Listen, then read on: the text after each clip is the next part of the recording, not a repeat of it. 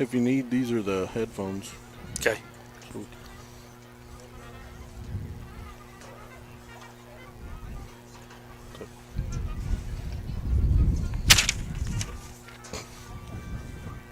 You know what?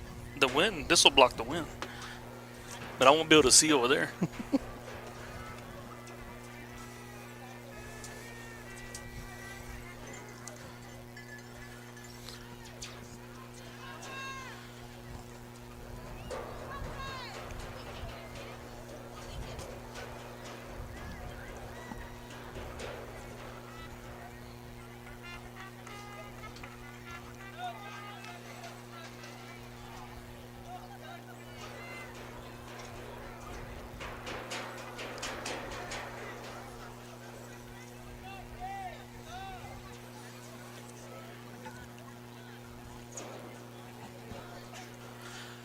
Ladies and gentlemen, welcome. It's Friday night, and you know what that means. We're here live in Lockney, Texas for Sudan Hornets Football 2022 district play.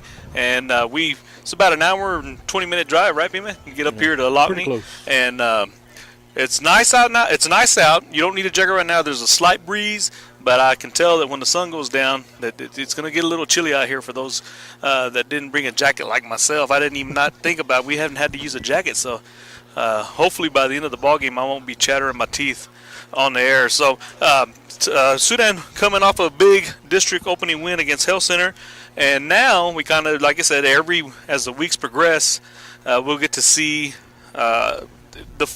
it starts to play out as far as district goes. And for the first time, we have district rankings because we had a district game. So Sudan, Rawls, and Lockney, the Lockney Longhorns who we're playing tonight, all three are 1-0. Sudan and Rawls are 5-1 overall. And so that puts Lockney in third place with a 2-4 record, which that doesn't really matter. We're basically going off of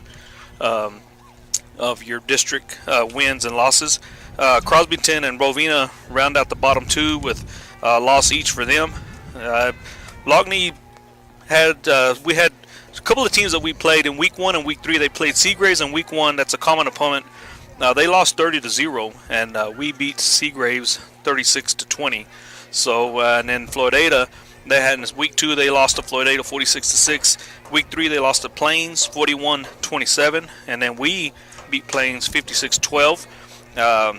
Week 4, what is that? Is that like a Abilene TLCA? Is that like a TAP school? A TAP school. Yeah. So that was their only non-district win. They won 76-13, and then they rounded out their non-district schedule with they lost to Stinnett West Texas 12-6, and then they opened the district play as well last week, and they played Crosbyton and they won 26-21. So that was a fairly close game.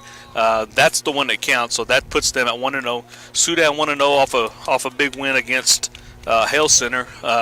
That was one that we thought, we talked about common opponents, and we said, well, we should, we handle those common opponents, we handle them fairly easily. But like I said, district plays different. Hale Center came out. They ran that speed rush offense, and that was something that kind of caught us off guard. But we finally got our footing in the second half, and kind of pulled away and gave us a nice, comfortable win. So that doesn't mean, like I said, we've got Seagraves and Plains coming, but that, like I said, the first thing that caught my attention, Bima, is they've got some big guys, and we read on the Dave Campbell's that seems to be their strength. They have the tight end. They got 2 good tight ends, and they got 3 really big offensive linemen. And then they've got a sophomore running back that's got some size as well. And I talked to Coach Cornelius, and that was one thing that he mentioned. This is something that he told us. He said, felt like last week we did enough to win the game, but we left too many opportunities out there. I feel like we need to shore up our special teams and finish drives once we get into the red zone. And that was a big deal last week. We were several, and it wasn't just the red zone. It was inside the 5-yard line. Yeah, we had several 10-plus drives, 10-plus play drives, and then we'd get into the red zone, or like you said, or inside the 5, and just couldn't get it in, or turnover or something. So yeah, we had several instances where we had 4 plays inside the 5, and we turned the ball over on now. So hopefully that's something that we worked on throughout the week to kind of finish those off. And like I said, because that's a lot of work to drive down the field and then to stall inside the 10-yard, inside the red zone. So hopefully that's not an issue maybe that's an issue that was remedied in practice this week with Coach Cornelius and the boys. Also, he said Lockney poses some big challenges for us. They're really big up front, and that's what we read about in the Dave Campbell's. And then they have a running back that runs really hard. He's a sophomore, I believe, is Xavier. Let me see. I don't have my roster here. His first name is Xavier. I think his last name is. I'll tell you what. But anyway, he's a sophomore running back, and it's going to be. He said, well, he runs really hard, and they try really hard to maintain offensive balance by throwing the ball 50% of the time. So it's not just going to be running the ball with that big offensive line. So obviously they're going to go to the air. They're trying to keep it balanced. That running back is going to be number 6, Xavier Jimenez. And then number 3 is the quarterback, Thibod. Yeah, Dylan Thibod. So those are the 2 guys that we probably need to keep an eye on as far as their offense. And I believe they're both sophomores. So this is the young group as far as their skill positions. Yeah. So because they have 9 seniors, but they're and some of them are wide receiver skill position, but their quarterback, the main one, the quarterback and running back position are both sophomores. So yeah. So it's going to be interesting to see how our boys react to this offense here. A lot of times they run spread and shotgun. I'm curious to see with the 2 tight end if they're still going to be running like maybe a pistol or a shotgun. Coach Cornelius finished off. He said we weren't able to get off to a fast start last week, and I'd like to see our guys start faster this week. At the end of the day, it will come down to turnovers and executions, and we talked about that we finally got our footing in the second half and we're able to pull away a little bit. So we got about 8 minutes left till kickoff. We hadn't had the players come out. They did announce that they will do the national anthem once the players come out onto the field. We're not in the press box, so we're in the stands. So we will have some crowd noise. And it's a little different dynamic. I know when you're listening to us and we're at home and we're inside the press box. And the wind. And we will have some wind. But you'll get to hear the band, you'll get to hear the crowd. So it's a little bit, sometimes it gives you a little bit more atmosphere when you can hear all the elements. Yeah, hear all the elements of the ball game. We'll go over some stats because I know, like I said, Beamer's been working hard on this. We're trying to be as accurate as we can. We're not UIL, but we get pretty close. Trent Wilson is QB1 for your Hornets. He's 44 for 73 with 2 interceptions on the season. He's got 535 yards and 7 touchdowns. He's currently averaging 60% on his, he's 60%, and he's got a 12.21 completion. Is that what that is, the completion rating? I think it's 12.2 yards a carry. Okay, 12.2 completion. 12.2 yards per completion, and he's been, like I said, he's got the arm, but he's also got the legs because he also has 97 carries for 586 yards and 6 touchdowns on the ground. Leading the rushing is our senior, Joshie Cervera. He's got 76 carries for 608 yards and 5 rushing touchdowns. And then, of course, Marcelo King, who rounds out our 3-headed monster. He's got 61 carries for 371 yards and 6 touchdowns. Of course, the one ball game where he kind of tweaked his ankle right before halftime. Right. We were far enough ahead that Coach Cornelius didn't let him play. So that those 370 yards could easily be, around the 400 mark. Yeah, and he's had a couple of long runs called back actually too on. Yeah, that's right. So penalties. So we got a great group as far as on the ground receiving. What is? And here comes the Sudan Hornets now with 6:45 left for the ball game as they come through the tunnel, and the Sudan's wearing their home whites, white tops and white bottoms, white pants, and they come out with the big Sudan Hornet, and Jeremiah Castillo coming out with the sledgehammer that the defensive coordinator allows the top defensive player from the week before to come out with that defensive sledgehammer. So that's pretty neat. He had a pretty good game last week. Safety, remember he had that safety and couple of tackles, and I believe he had 4 tackles, a sack, and that sack was for a safety. Yeah, so he had a really good week last week in the district opener. Real quick, we'll go over some receiving stats. Salvador Juarez, he's got 10 receptions for 197 yards and 1 touchdown. He leads all receivers as far as receiving yards. And then we have Flores, who's got 14 catches. Alan Flores got 14 catches for 165 yards and 2 touchdowns. And then Caleb Robinson has 3 catches for 66 yards, but he's got 3 receiving touchdowns. So he leads all receivers as far as touchdowns go. And then, of course, Kylie Kirby, who does all the dirty work inside with the slants at the tight end position. That's normally where he gets it in the red zone, either little outs or little slant routes. He's got 6 catches for 71 yards and a touchdown. So we're going to pause here. We're fixing to have the Lockney group just came out. They're wearing all reds. They're home reds with red pants and black helmets. And they're saying a quick prayer at the corner of the field. Then they'll line up for the national anthem. We'll turn it over to the mic, and then we'll be back after the national anthem. And talking about defense, while we get ready, Drew Carr has 44 tackles to lead all tacklers for the Hornets, and the next one behind him is Jaden Conley with 28. So Drew Carr, number 77, the senior, is all over the field. We'll go over some more stats as we go out through the ball game. So we're going to turn away just for a minute. We'll be right back after the national anthem. Please rise as we honor the greatest nation on earth with the playing of our national anthem.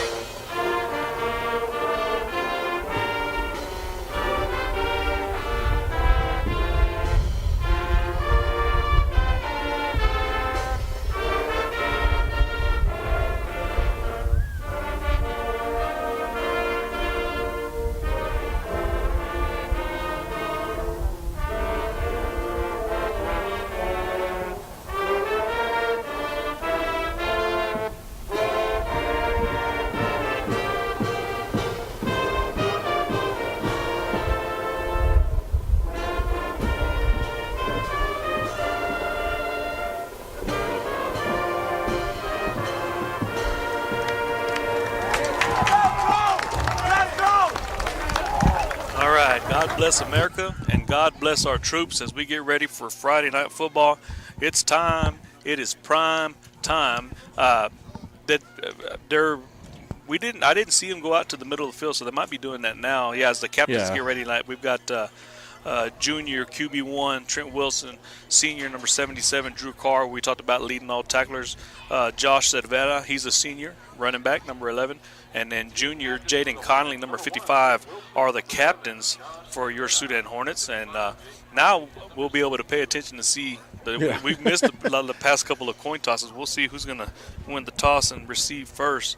If you're listening to us, let us know how we're coming through. Like I said, there's a little bit of a breeze, so if we're getting some wind noise, let us know so we can kind of adjust for that if we need to. I'd like to thank Pima Salinas, who's going to help us.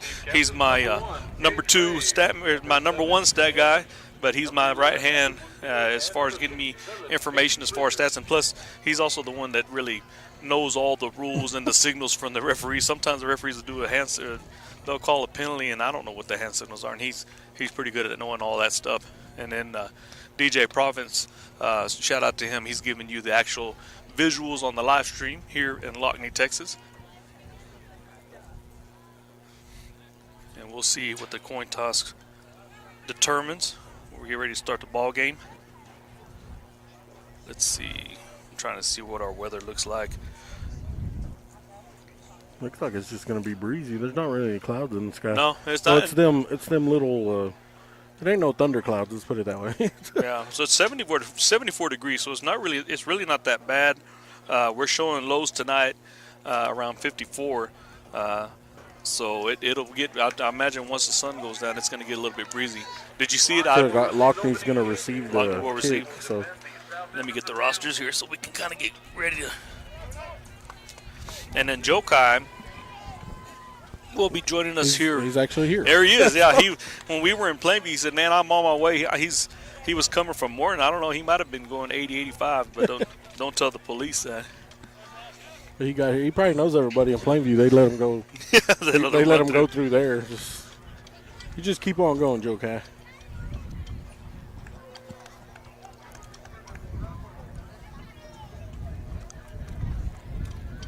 All right, so Sudan Hornets defense will get their first test of the evening as we have number 8, Brian Diaz, back deep for the Lockney Longhorns. Number 6, Xavier Jimenez, that's the running back that we're telling you about, that sophomore running back.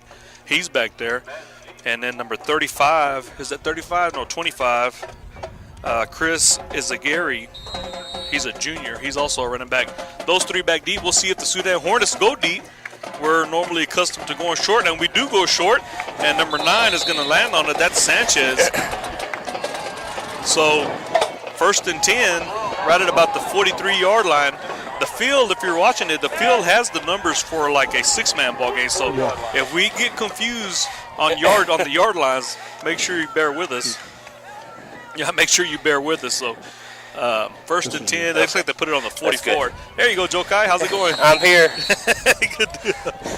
Sorry, cows didn't cooperate with me today. Yeah, I'm sure they never. They don't realize what Friday Night Lights is. It doesn't matter. Doesn't matter anything. So Thybud is going to hand it off to Jimenez right off the back, coming down the right side, and that's going to be a power back. A good tackle there Which by one's me? Salvador Juarez. Yeah.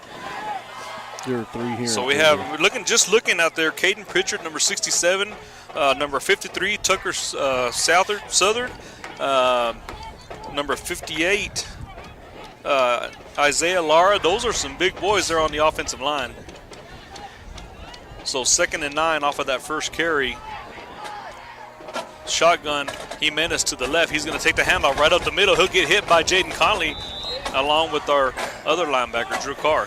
Did you notice on that when the quarterback went to hand that, handed it off up high? I don't know if he was fumbling it, but that may be something that we may have watched. They're having troubles with the exchange there. Well, he's probably, that running back's got about 2 inches on the quarterback. He's that Dylan Thybud. He's not very tall. He kind of disappears in the huddle when you see him. Yeah. So we want to be sure and look at the white numbers and not the gray numbers. That's right. Right? That's exactly right. Yeah. I guess they do that so they can host, 6-man playoff games. I guess at the end of this year. So now we got 2 receivers to the right, 2 receivers to the left, and I don't think they made. Was it false start or did they not make it to the line? They called a timeout. Okay. Yeah, they called a timeout. Well, it would have been a false start on everybody.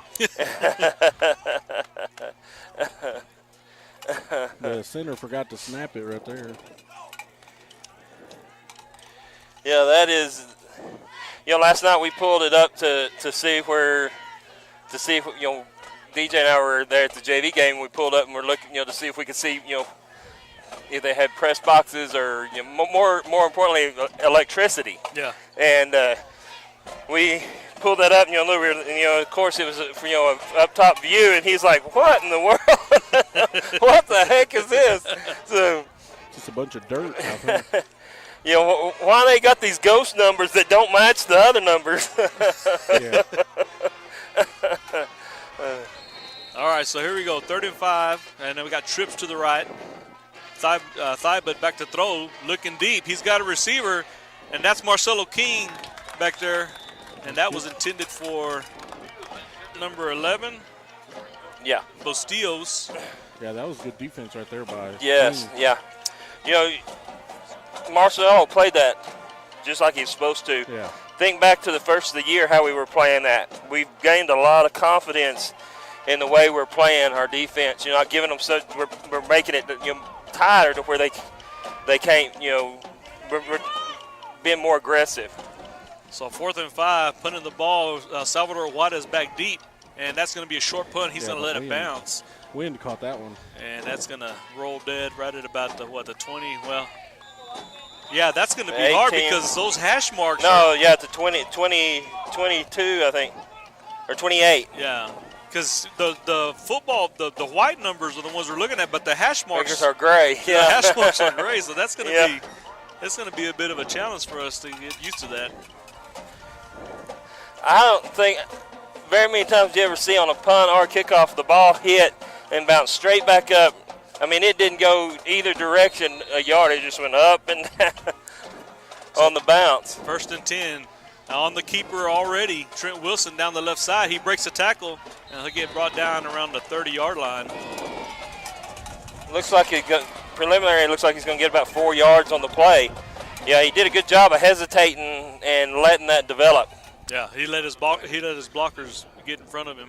So we got Caleb Robinson nearest to your screen. Salvador Juarez furthest on the other side of the field as your receivers. And here's Cervera's first carry. He gets hit hard at the line of scrimmage. And that was number 60 Renkoff. And he got hit right off the handoff. If we lose it, we stay where we were at. No loss. Okay. So we're going to 3rd and 6. So Tice Danzizen in at tight end. Alan Flores playing the slot on the other side of the field with Juarez as we get ready for 3rd and 6. Ball on the 30 and fakes the handoff, looking for the slant. There's Danzizen with the catch at the 40, and he crosses midfield to the 50. Still trying to drag some Longhorns with him. Still on his feet, moving forward. And he'll be brought down at about the 42, 43-yard line, but he got hit right across the 50 and gained about 5 more yards. And Trent, he led him just perfect so he could take that right in stride and get those yards after the catch. Quick. Juarez takes a handoff down the right side. He's got the room, and he's gonna get drug out of bounds. Crosses the 40 into maybe 36, 37-yard line. Just short of about 3 yards short of the first down. We're trying to get some momentum going there in tempo. We got to the line of scrimmage real quick there. So still same formation, 2 receivers to the left. Fakes the handoff. Trent's going to keep it up the middle, right behind the blockers there. He'll gain, nice gain, and it's Drew Carr and Jaden Conley leading the way for the QB1 on that run. First down. And the chain guys are having to run down the field. Right. They're getting a workout, aren't they? Fake the handoff. There's the slant. Waters is wide open. He makes the catch. He's inside the 5. He's going to get in. Yeah, touchdown Hornets. He breaks the tackle at about the 5-yard line. He gets in for the score. 8:13 left in the first quarter. That was a great play. And he, just like Tice there, ran strong after the catch. Yes. And got those extra yards. So here we go again. This is something that they implemented last week, this kind of where they shift the offensive line over for the extra point, looking for like they're going for 2. There's a quick snap. There's a shuffle pass to Cervera. He throws to the end zone. Danzizen catches it for the 2-point conversion. Wide open. Oh, my goodness. So it was basically a wildcat with Marcelo King taking the snap. He tossed it to Cervera, and Cervera found Danzizen in the back of the end zone for the 2-point conversion. That's some old 6-man stuff there. Yes. Right? Quarterback takes it, pitches it back to the running back. So with 8:13 left in the first quarter, Sudan up 8-0 over the Lockney Longhorns, and we started out offensively and defensively. I don't know. I talked to Coach Korn, and he said that he really wanted us to start the game. He said we started off slow against Hell Center. He said I'd really like to see our boys get going right off the bat, and that's what they're doing here. So that was a 6-play, 80-yard drive? Yes. They started at the 20, you said, right? Right. Yeah, 20 or 22, something like that. Well, we're not used to being this close to the field. We got used to having a track in between us. I like it because I can see the numbers on the jerseys. Yeah, for sure. So here we go, and more than likely we'll see these short punts that we know. Actually, they're going to go a little bit deeper, and they're going to let it go back to the deep man. He's going to take the ball off a hop, and he'll get tackled at the 40-yard line. That's number 8, O'Brien Diaz. Nice tackle right there by Matthew Lopez. He's all over the place too. Yeah, he is. I was going back through the films, and he's actually got like 4 forced fumbles. Yeah. So. And he's able to get through, and it's like they don't see him. You know, he's able to get in the backfield real quick. All right, so we got 2 receivers on each side of the field. Jimenez in the backfield, Thibud in the shotgun. 1st and 10, ball on the 41. Motion. That's Rodriguez. There you go. Yep. So they're going to call a timeout. Okay. I don't think we had enough people. Oh, that's right. Yeah, we were short. I'm not sure we had enough on the defensive line there. We usually got 4 down linemen, and I think we only had 3. Yeah. You're talking about Matthew, doing a lot of things that you don't see. Wednesday night at church, I was visiting with him. I asked if he was ready. He says, "Yeah, I'm ready." I said, "Well, good, because I like calling your name when we're up there talking." And I said, "Keep doing what you're doing, And he says, "Well, I'll give you something to talk about." There you go.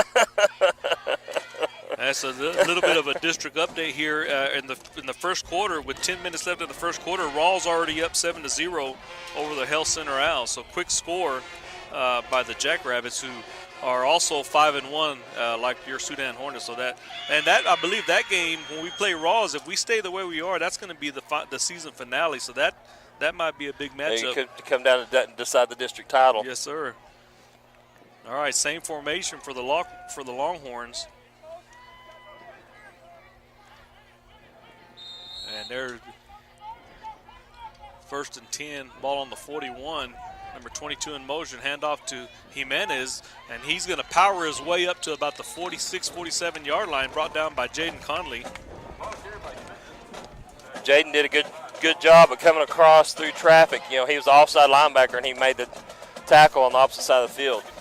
Also, Bovina Crosbyton already scored there. Crosbyton up 7-0 with about 6 minutes left in the first quarter. That's also district play. 2nd and 4. Hand off to Jimenez. Nice tackle. He was in there. Yes, sir. Woo, 2 in a row. 2 in a row. Jaden Conley was in there. He did that last week. He hit that kid, and the ball popped out. Remember? Right, yeah. Right into the end zone. I'll tell you what, that pair of middle linebackers, man, they are all over the place. Yeah, you couldn't ask for 2 better middle linebackers. Oh, yeah. Drew Carr. I just wish that Drew Carr was a junior. We could have him for another year. But Well, they've been playing, I guess this is the 2nd year that they've been playing, or third year they've been playing. That's right, because they were up. Yeah, that's right, because I think Jaden was a freshman. No, the quarterback, and who is that? That's Matthew Lopez with the sack. And Thibault, he just kind of sat there and waited for that hit because I don't know if he didn't see anybody open, and he's like, well, they're going to hit me. Well, he was probably worried about all the other 3 Hornets. Well, he could see Carr coming at him from the other side, and then Matthews ended up getting him. There was about 4 white jerseys back there with him. So 4th and 14, right at about 6:20 in the first quarter, and they're going to go for a punt. High snap. Here comes Jeremiah. Punt gets underway, and a fair catch called by Juarez. We'll start out at our own 38-yard line. It looks like, 37-yard line. So.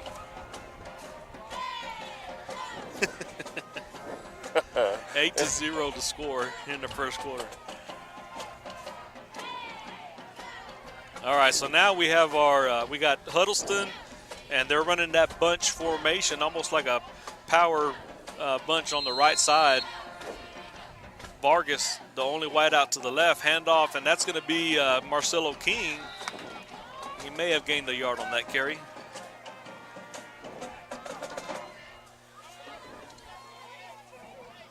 Well, we were a half a block away from that one going big. If we'd have held that block just a little bit longer, man, we got out and controlled the line of scrimmage, and linebacker was able to slip off the block and prevent that from being a big play. 2nd and 9, rolling to the left. He's going to tuck it in. Now he's going to the right. He's running into a wall of Longhorns, but he's able to get around them, and he's going to turn that into a positive, and there's the flag. Yeah, number 88, Jose Martinez, he was already 2 or 3 steps out of bounds, and he... You know, if that had been up high, they might not have called it, but when he went down low and got him in the knees. Yeah, and it gets a little bit dangerous when you go down low like that. So that's going to move them into their own territory, or move into Lockney territory.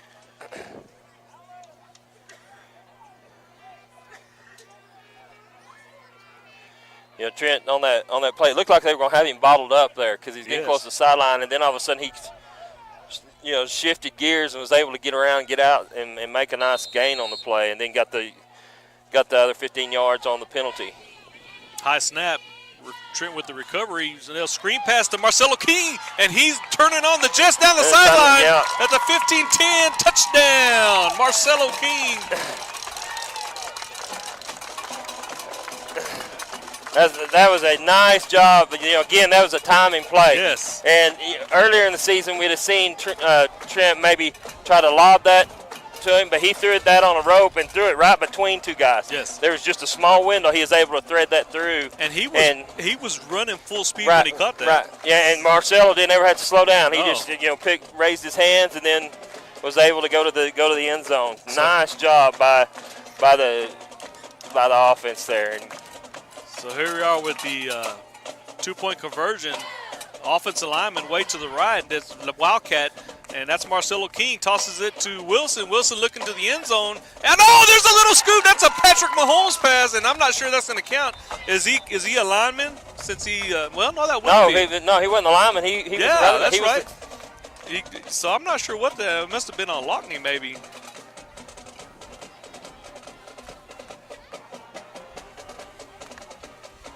If that counts, that was great. Awareness by Trent Wilson. And it looks like we're going to have to line up again. Not really sure what happened out there. Still hadn't got I don't see any.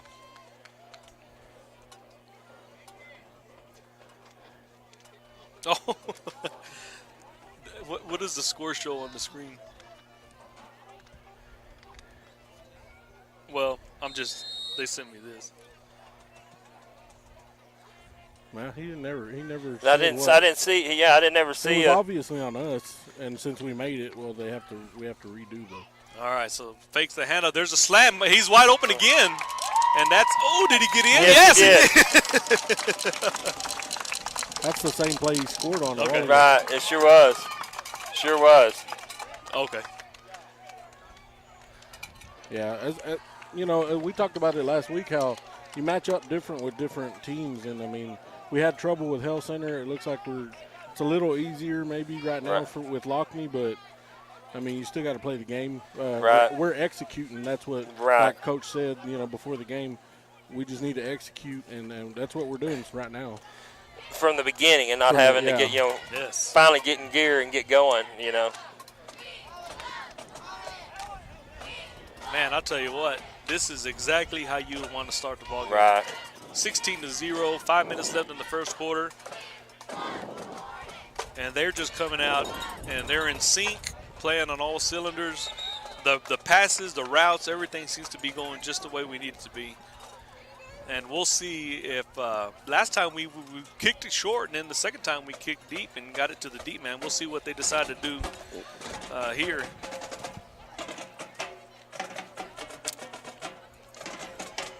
I just thought you was going to leave me out. And a hug's enough. We'll just see. All right, there's the kick, and we do go deep.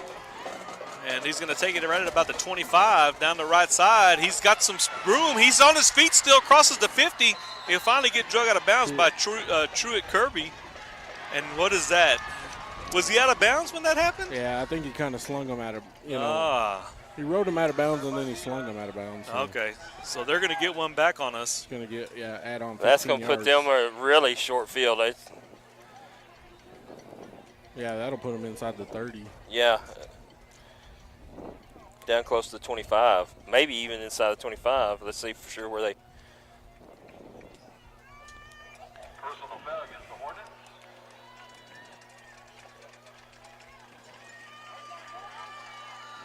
But right now, the defense is playing really good, so it might not hurt us too much. Right on the Right. 30, right inside the 30. Right on the 20 if you're playing 6-man. Yeah. So now they're running kind of they got a wing type backfield handoff to Jimenez, and he's going to get hit by Juarez first, and then he'll get brought down. Juarez went down low. I'm not sure who hit him up top. Or not Juarez, That was, Cervera hit him down low. Joshy. Short gain. He had about 4 on the play, it looks like. Oh, that's going to say 5. So bring up 2nd and 5. If we were in Sudan, it'd been a 4-yard gain. But since we're in Lockney, it's a 5-yard gain. So now we got same formation. They got that kind of like a fullback in that wing spot. That's number 22, Ian Rodriguez, who's the lead blocker. They're going to go his way.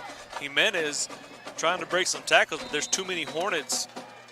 Short gain maybe. Looks like Jeremiah Castillo come up with that tackle. Gain of about 4, so it's going to bring up 3rd and 1 for the Longhorns. Hornets need to really get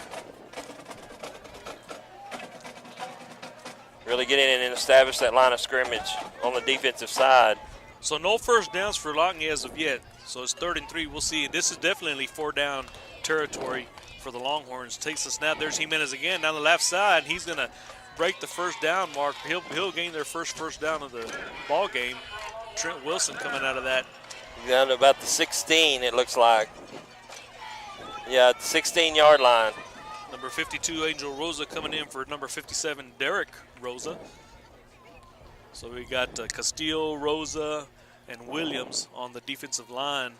The defensive line, most of the guys, other than those, they stay out there. But the defensive line does a good coach does a good rotation, keep those guys fresh. Oh, nice. Williams in the backfield. Yeah, he did a swim move. That was nice. Yes. And Drew Carr came in and cleaned Played it. it, yeah. And Conley was in on it too. Or was that? That's Castillo. Castillo. Yeah, it was Joel Williams. He did a swim move and just got in there quick. Yeah, he did. That reminded me of Everest, to be honest Yeah. with you. Yeah. Everest used to do that really Yeah. well. 2nd and 14. I Ball think on they the practiced 20. that at home. Yeah. He's like, let me show you what to do. Okay. And fake to Jimenez going to the corner of the end zone, and there's Robinson with the interception. Oh, yeah, nice. In the end zone. And he collided with Trent, but he was able to hang on to that. He read that up. He was at the 10-yard line when he read that play. Yeah, he did a good job of closing the gap on that. So that'll bring the ball out to the 20. So maybe we'll be looking at another 80-yard drive here in the first quarter. There you go. 2:48 left in the first. Score 16-0. Your Hornets in the lead. District play.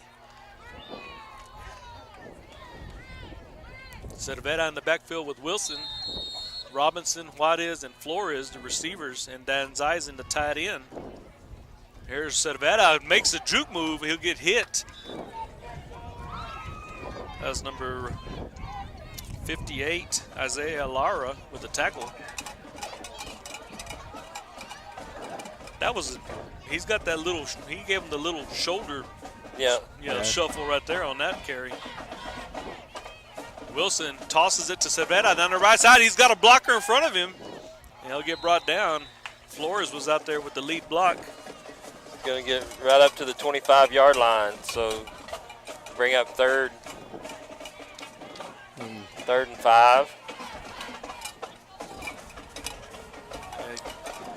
Marcelo King coming in. Cervera with a little bit of a limp coming to the sideline. He took a pretty good shot on that play. Did there. he? Yeah.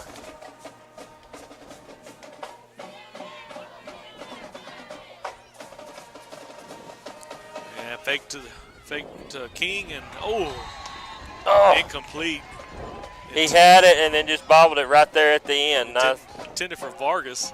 He took a shot, though. Yeah. So we'll see what we do here on 4th down. Wilson's still out there, but Wilson's been known to punt off of the, he's going back deep. So number 8, Diaz, back deep for the Longhorns. There's the punt. Nice, high punt. And that's going to come down right at about the 40. He'll take it. And there's some Hornets waiting for him. He splits the defender, still on his feet down the 40. Cuts back into the inside at the 30. He's got open field in front of him and the blocker. And Drew Wilson, did he save the touchdown? There's a flag on the play over here, too. So okay. Probably blocking the back or holding or something. Right. And Wilson shaking up after that tackle as well. Yeah, they're bringing him back.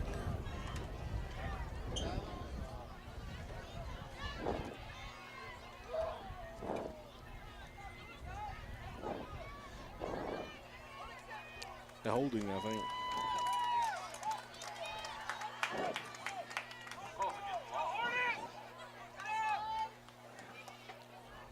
So that negates the punt return.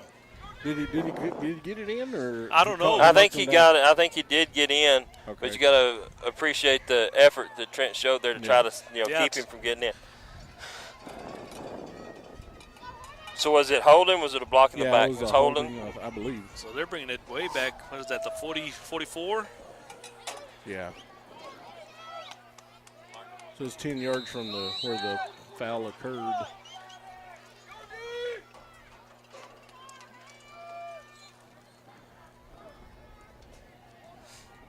All right, 1st and 10. Jimenez in the backfield. He'll take the handoff. He's got a blocker. He gets into the secondary, bounces off of a tackle, still on his feet, getting drugged down by Enrique Gonzalez. And that's the power back that we heard about. I was talking to one of the Hornets, and he was telling me that was their focus, is to stop that power back that they have. Right, and we hit him. We hit him there on a short game, but we didn't wrap up. Yeah. I mean, we laid the wood to him, and he just bounced off and kept going. So we're going to have to wrap up and drive through. Jimenez up the gut again, and he's going to keep bulldozing, but he bulldozes his way up for about maybe 6 or 7. Now, he's not looking at all to bounce to the outside. No, he's going to go south. Yeah, that's all he's going to do. The way we defend, one of the ways we defend that is to our defensive line to push their offensive line back, and so we get to him before he gets that momentum started. Yes. And Drew there, just missed him. Looks like he'll gain that 1st down, and they're going to just feed him the ball. He's going to be the workhorse on this drive. 24 seconds left in the quarter. 1st and 10. Where are we at, Joe Collins? What is that? Down at 1st and 10 on the 12. 12. 17. 17. Those hash marks just disappear from this distance. I don't see them at all. And there's a hand. That's not Jimenez. That's another running back, and he's going to get brought down by Jaden Conley. That's number 7, Creed Evans. He's a sophomore, giving Jimenez a break. And that's going to be into the 1st quarter. 16-0, your Hornets with the lead. District play here in Lockney, Texas. And now that we got a little bit of a break, we'll go over the sponsors.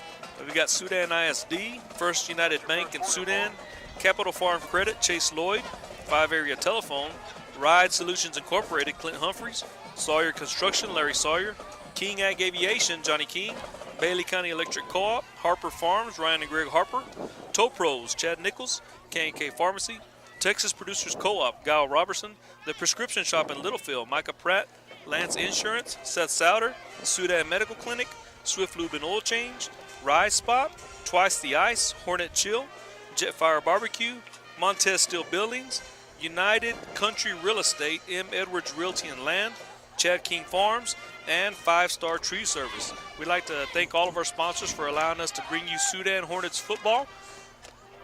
as we are here for prime time Friday Night Lights. And you can tell it's district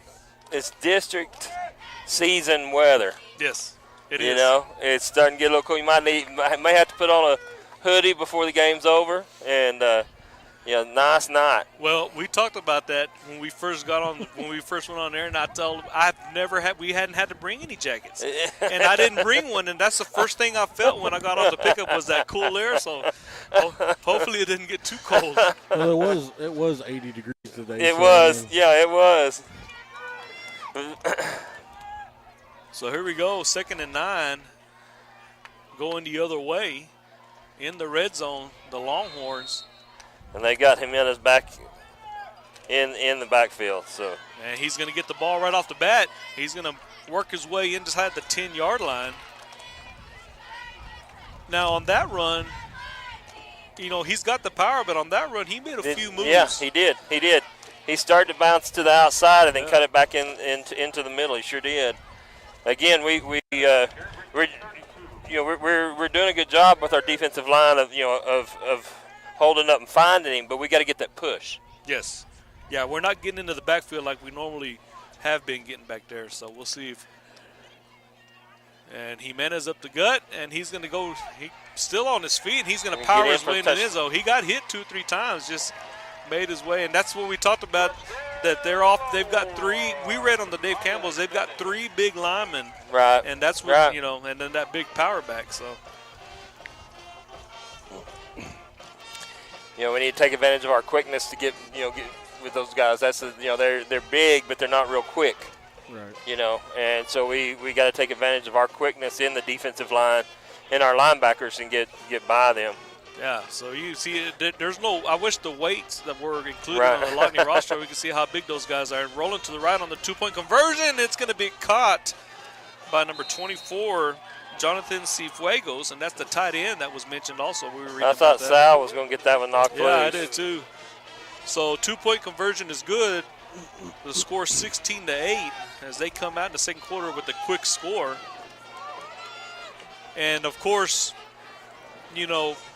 that play was fueled by that long return. And Right. even though they had a penalty, they were still in fairly good field position to Right. start that drive. Yeah, they were in our territory to start out with. So now one thing we need to take into consideration is, how we talked about the rotation of our defensive linemen. We're going to have to do that to remain fresh because those guys are not going to get smaller. Right. No, they're not. No, they're not going to get smaller in 2.5 quarters. Yeah. So now we've got Salvador Juarez and Marcelo King back deep.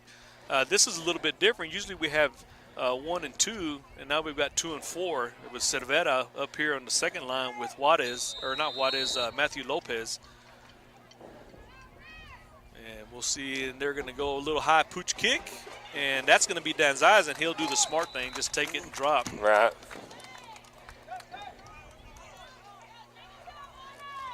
So ball looks like it might be like on the 41, 42-yard line, 1st and 10. See what Coach Cornelius draws up on the offense.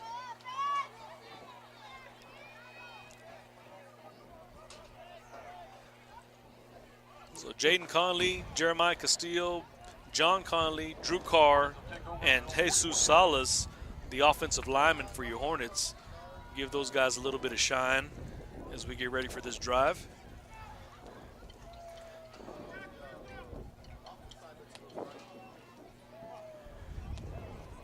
As we wait for the official to, there you go. White is in the backfield. And Trent's going to pull it out. He's got space on the left side, breaks a tackle, still on his feet, crosses midfield. All the way down to the 46, into Longhorn territory. Trent really did a real good job of riding that fake in there and really drew those that defenders in and then bounced it out. And then got upfield. He saw the hole and got upfield. He had plenty of space. Right. So 1st and 10 inside Longhorn territory. Fake handoff. There's this when Juarez makes the catch, trying to make a move. Gained about 6 on the play, So maybe 7. El Salvador real active in this first half. And if they're going to leave him open and give him that Right. cushion, keep feeding it to him. Right. I noticed when Tice came off a while ago, he was holding.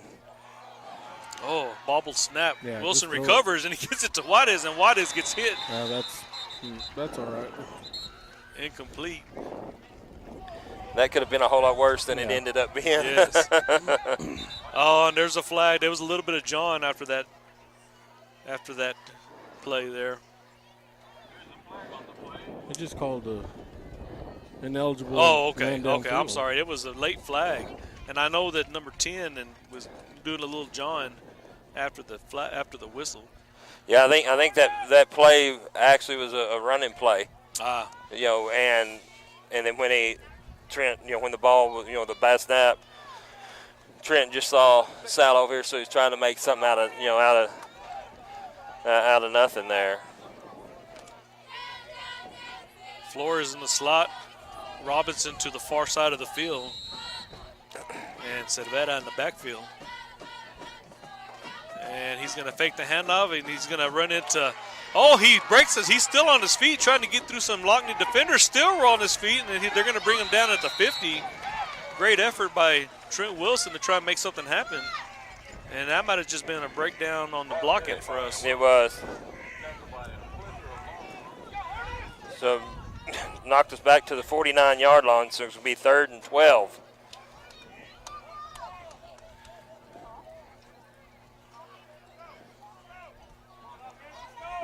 All right, so it seemed like after we had the bad snap, things kind of going downhill. We'll see if we can do something here. That bunch to the right, and they're going to throw. He's got Robinson open. He's going to make the catch. Dizzy. Oh, incomplete. He did have possession, but I'm not sure if he had possession all the way to the ground. I know that there was a Longhorn that went in there and took a swipe at the ball.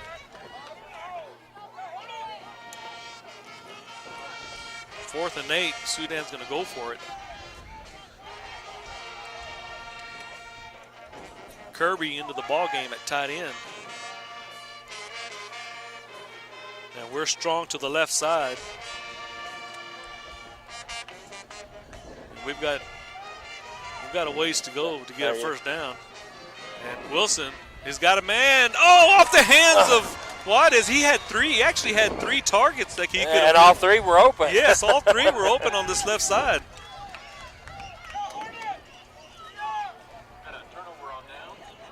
So obviously we saw something in the defense.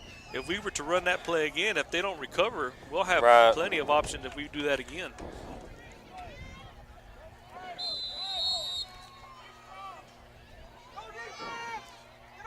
Rosa, Williams, and Castillo on the D-line. There's Jimenez, and he's going to get tripped up. That's going to be Trent Wilson, and Jimenez is down.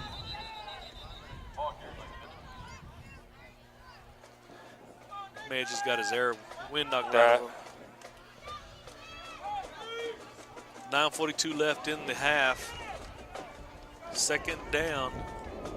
Longhorns in the Hornet territory.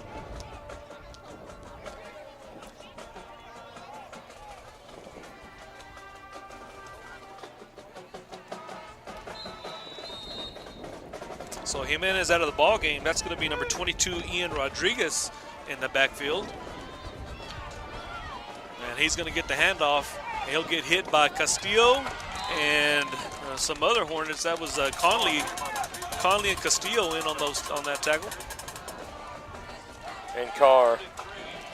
So bring up 3rd and 4. They say 3. So go 3rd and 3. With 9:10 left in the first half. Our defense needs to make a big stand right here and get them to and force them into a 4th down, hopefully to punt. Big but play. Jimenez back in the ball game.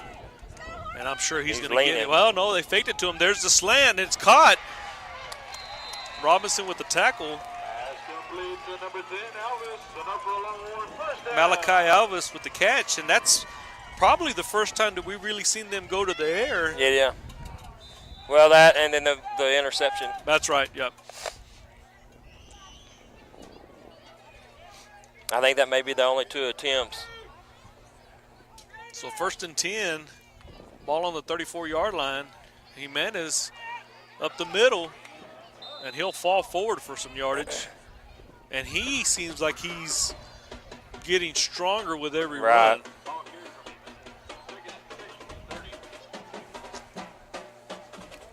So bring up 2nd down and 6 for the Longhorns at the Hornet 30. Yeah, here we go. That number 52, he was hands on the knees, so we're going to bring somebody in for him. Stay fresh on that defensive line.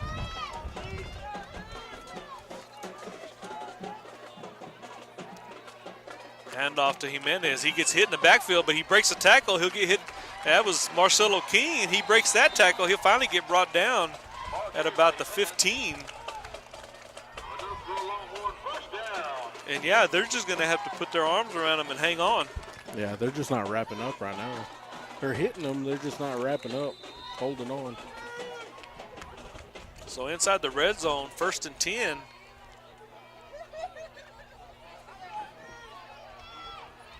So big defensive stance needed here by the Hornets. Keep these guys out of the end zone. Jimenez again, he gets hit by Conley, and he'll get blasted by Williams. Ball carried by As he kind of got set up for that hit. Right. Yeah. John Conley coming in for Williams.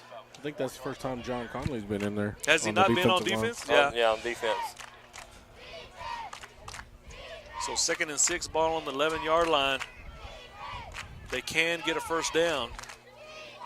Here inside the 15, hand off to Jimenez. He's going to get hit by Jaden Conley. Nice tackle. May have either lost the yard or stayed where we were at. Yeah, he's flying all over the place, Jaden. I mean, he hit him in the backfield a while ago. Like I said, he just didn't hold on, but he's already got 7 tackles first half, so that's doing pretty good. 3rd and 6 at the 11 for the Longhorns. Hornets really need, again, and last 2 plays we've done a pretty good job of bottling that running game up. So here we go, 3rd and 6. We're in 4-down territory. Longhorns a little bit spread out. Yeah, they're going to the air. Here comes Drew Carr, putting some pressure on, and the ball, did he make, was it inbounds? He said he caught it, yeah. He did. They're going to give it to him. Wow. It makes it first down, I believe. Wow. Yep. Number 11, Bustillos with the catch. And we saw it, that was, they lined up, spread out, and they so it'll be 1st and goal on the 3. On these the last 2 pass plays, they our defensive backs are they're going with the Oh, nice. Good job by the defense there. Drew Carr, Castillo in on that. Ball carried by Jimenez. but they're watching that and seeing if they need to come in and help on the run, and they're faking the run, and then they're a half a step late on getting back to their receivers. All right, so 2nd and goal, ball on the 2. That was a 1-yard gain. And they're all bunched up. There's nobody wide for the Longhorns. It's like Timeout by the Longhorns. Timeout by the Longhorns. That's their 2nd of the half. No, Sudan. Yeah, they Longhorns took it. yeah, Yeah, that's their 2nd of the half. Yeah. We've called one. right. Yeah, but they looked like they were going goal line right there. All right, so now we got a little bit of break. We'll go over some quick scores. 4 minutes left in the 2nd quarter. Littlefield up 19-7 over Stanton. Second quarter, 4 minutes. Canadian up 14-0 over Spearman.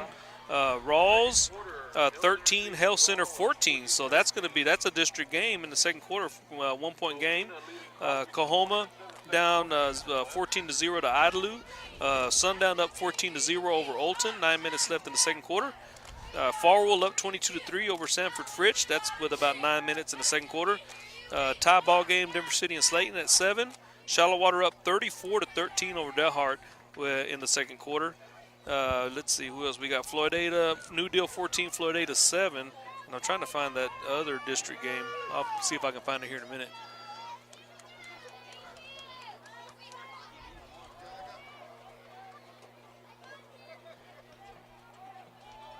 So they're bunched up, but it's not. They got 3 receivers to the right. They're heavy to the right on that.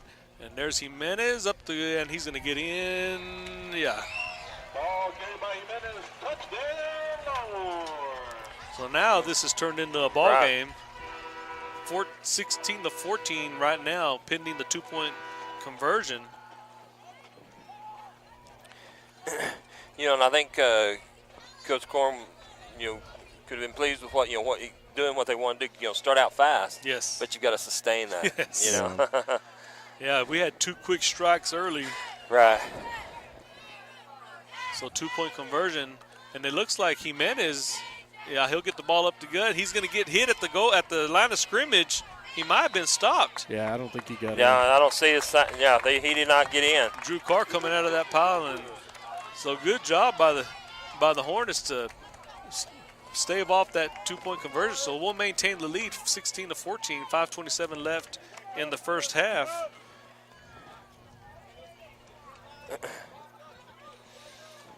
Sudan Hornets are led by head coach John Cornelius and defensive coordinator Ron Sanders, along with Aaron Ledbetter, Stephen Gray, Judd Cathy, and Gabriel Toscano, rounding out the coaching staff for your Hornets this season. Also a reminder, the Sudan, is it the Bold Gold Band? I was saying it backwards last. The Sudan Bold Gold Band will be performing tomorrow at 3:20 at Lowry Field. Last week they performed at 10 in the rain. Right. But this week is the UIL, so this is the one that counts. So right. If you guys have need something to do tomorrow afternoon, drive out to Lowry Field and watch the Bold Gold Band perform at UIL competition. So Juarez and King back deep. Yeah, they pooch kicked it last time, remember? Yeah, and then we got Lopez coming up here. And Cervera's over there, too. Yeah, so they're in. Now they're going to go deep. And that's going to be caught by Flores. And he's still on his feet. He'll get brought down at about the 43-yard line.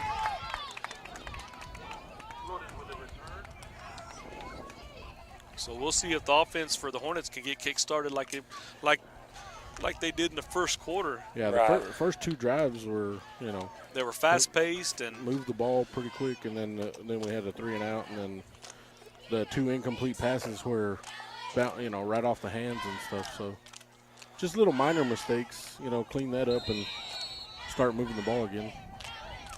So we're going to be strong to the left side. Flores in the slot, along with Tice here on the left side, and that's where Wilson's going to go, down the left side. He cuts up field, breaks a tackle, still on his feet, and he'll get brought down at the 50-yard line. Good power run by QB1. Just 2 yards short of the first down. That's nice. First down play. Get in front of the chains there, make a short second down for the Hornets. And Trent's a workhorse too. He ran the ball 31 times last week. He did. They used him a lot. And fakes the handoff, looking to throw down the left side. He's going to tuck it in and run, and he's got room. Cuts it back up the field. Makes 2 tacklers miss. He'll get brought down. All the way down inside the 35, down to the 34-yard line of the Longhorns. Now, he made those 2 guys. He made a juke move. Those 2 guys had the angle on him. He made a miss. Fake the handoff, little quick screen pass to Juarez, and Juarez is going to get brought down. He had a blocker in front of him.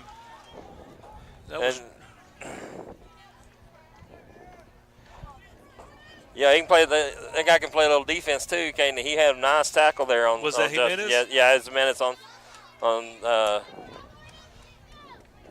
Salvador. So Marcelo King still in the backfield. Robinson and Flores to the far side. Hand off to King down the right side. He's got room to run. He's going to get the corner. He cuts upfield, still on his feet at the 10, looking to get into the end zone, and he does. Yes, sir. For a Hornet touchdown. Job. Nice job to getting to the outside and then getting upfield where we got a. And he had plenty of blocking to the right side, but then There's a flag back Oh, here. my goodness. Got There a it is, holding. We'll have to go back and watch the film on that one. I didn't see any hold. I mean, we're not at this angle. You can't really see everything, but I didn't really. What I watching the animation of the coaches there, they were saying that the one they called it on, he had his arms out. Had was blocking. He sneed him in close, so it didn't look like he was was holding him. Well, I saw Dan Zeisen through a had a pancake block right there, but I didn't see anybody else.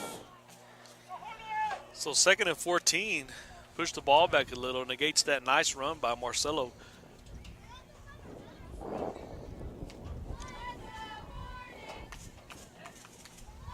Wilson, there's that screen pass to King. He's going to cut in, cut back out, and he'll get stood up.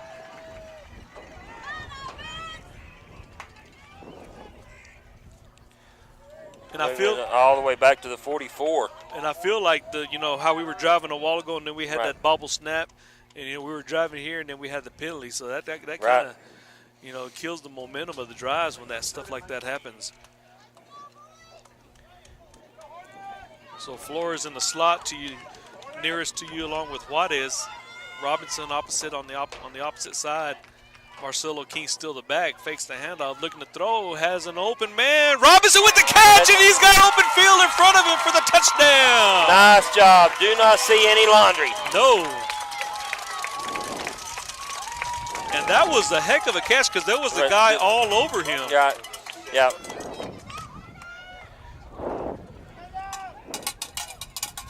So the Hornets back up by a score, 22-14. And we're 2 for 2 in 2-point conversions. 2:59 left in the first half. And it looks like we're going to go for an extra point here.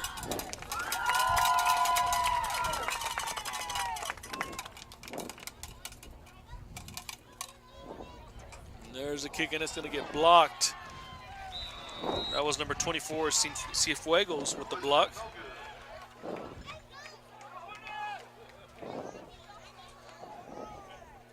It looked like when Trent kicked that ball, he hit it right in the middle and didn't get under it much. Didn't allow it to go up. Yeah.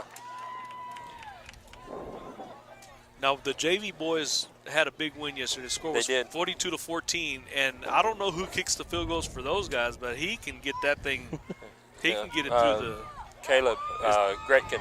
Caleb Gretkin, yeah, he was kicking just extra points, and they were going past the fence. They were getting out there. He's got a good leg on him. Hi, Lincoln. That ball game yesterday, Lockney was just like their JV was just like these. They had a couple of big kids that would run the ball, big power backs.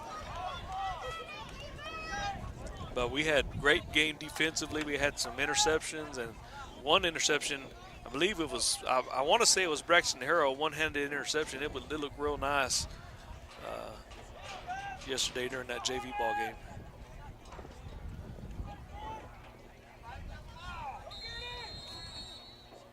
So we'll see if we go deep, and it looks like we're going to kind of try and pooch it here. Maybe we can get the ball back.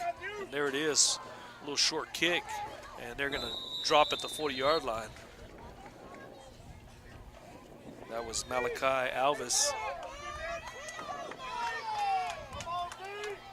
So off a big play, big pass play, Wilson to Robinson. Hornets will come out on defense, 1st and 10, with about 3 minutes left in the first half.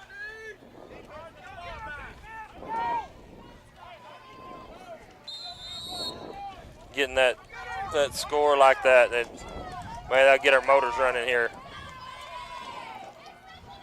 And there's a handoff. Jimenez, the workhorse, down the left side. He gets hit hard by Conley.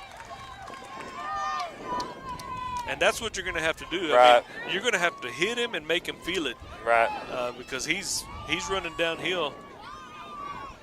And if you can hit him like that a couple of times, maybe he'll get a little bit, he'll loosen up on the power. Great hit by the linebacker. 2nd and 4. Same formation, 2 to the right, 2 to the left. Man in motion, yeah, there's the flag right there. One of the offensive linemen.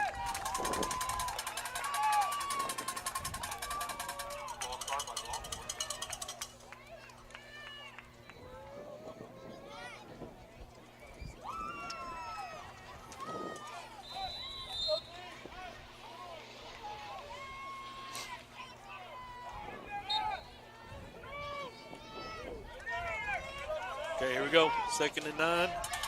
Man in motion again.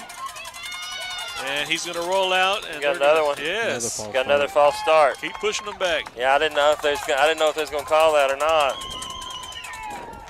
It was pretty late, but he did pick it up. So I think the only other field where you're right, the only other field that we play at where you're right up on is that Bovina field. They don't have a track either. no, And no. it's just right there. Do we? I can't even remember now on the schedule. Do we have to go over there this time? That's always an interesting game. Yeah, it is. So now 2nd and 14 after 2 false starts, and he's got a man open. He overthrows him though. Whew. He got behind Robinson. Quarterback wanted a flag for a late hit, but Matthew got pushed into him. Oh, did he? Right. Yeah, hit him kind of low, but that's that Tom Brady Yeah. foul. It's that Tom Brady roughing the passer.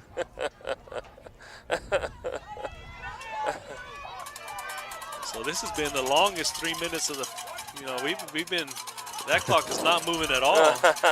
Trips to the right for the Longhorns. Last time we had trips to the right, he rolled this way. Oh, ball snap! Ball on the ground. He picks it up. Now looking for a receiver, and it's going to be underthrown. Too much pressure on him. Drew Carr and Matthew Lopez back there. Well, we got plenty of time to take it down Yeah, there we and do. get another score. Assuming they punt the ball.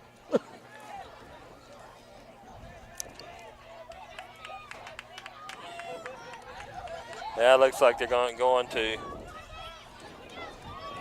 Juarez will be the deep man. Now they're punting with the wind. So if it gets far deep enough, and Juarez, he'll have plenty of. Oh, it is blocked by Jaden Conley! Oh, no, get on it! And they do. I thought the steal was going to I thought he was too, man. I was excited. Oh my goodness! Jeremiah was saying touchdown. He was, man. He went right through his fingers. Oh my goodness! That's one of them. You're a defensive lineman. You licking your chop. Yeah. And he just did not catch it, but that's all right. I was seeing touchdown too. I was getting ready to jump out the stands. So 1st and 10, great field position with 1:45. Ball looks like it's on the 20. Cervera in the ball game, and Wilson back to throw. Has got pressure, and that's going to be set up for Cervera, but he's get hit right off the catch. He'll get hit. Yeah, they ran that screen there up the middle, and the linebacker stayed back with him, and their linebacker did a good job of defending that play there. So it'll be 2nd and 12. Actually lost 2 yards on that screen pass. Fake to Juarez, going for the slant, and I think it was a misread. He was looking for Kirby on that slant. Kirby was upfield blocking. A little bit of a miscommunication. But we're in 4-down territory, so we can Definitely. We'll get us that 1st down, get us a fresh set, and see if we can punch it in.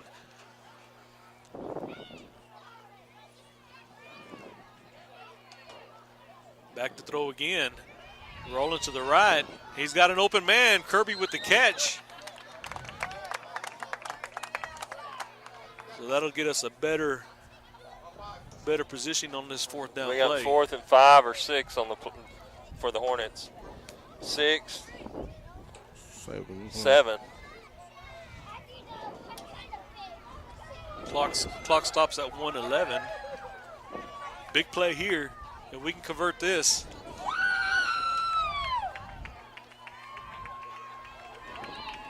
Flores in the slot. We'll see if he goes that slant. They're covering him. There's and Juarez Cervera with a nice catch, and he gains the first down. Yep, he did get the first down. The circus catch. Down to about the 3, maybe the 4-yard line. It's hard to see for sure, but looks like it's at the 4. Nice. So first and goal for the Hornets. Yes. At the 4. Right at a minute. Timeout call. I'm not sure who called By the timeout. Hornets. Was it, But, was yeah, it us? the Hornets, yes. Yeah, let's take our time. Let's get that ball in there before halftime.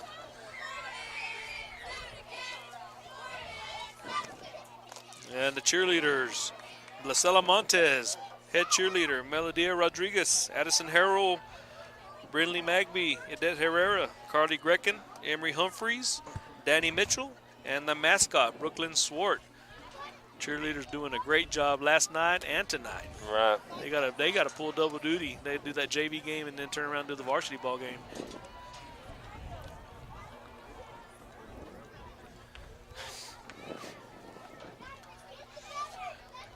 And if you were able to make it to the pep rally this evening or this afternoon, it was the blackout pep rally.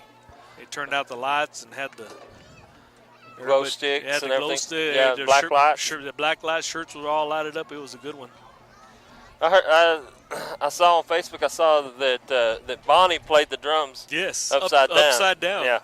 She did. But she wasn't upside. They turned the drums upside down, and she Well, played them. I mean, she wasn't standing on her head, well, was she? I took video of that, and it looked like they were holding her That up would upside definitely, down. that would definitely be like a Las Vegas. We might have to get some verification, but I think they were holding her upside Oh, down. were they? I think Oh, so. okay. All right, so now we got that. This is the first time we saw This is the first There time it we've is. seen the two back set. Get in there. And it's going to pay off. Cervera hits the corner for the touchdown. And like I said, we hadn't seen that formation tonight. So that'll give us a 2-touchdown cushion.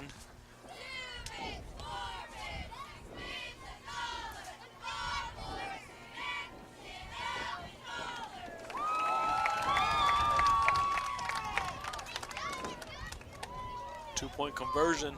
Oh, there looks like they're going to try again for the extra point.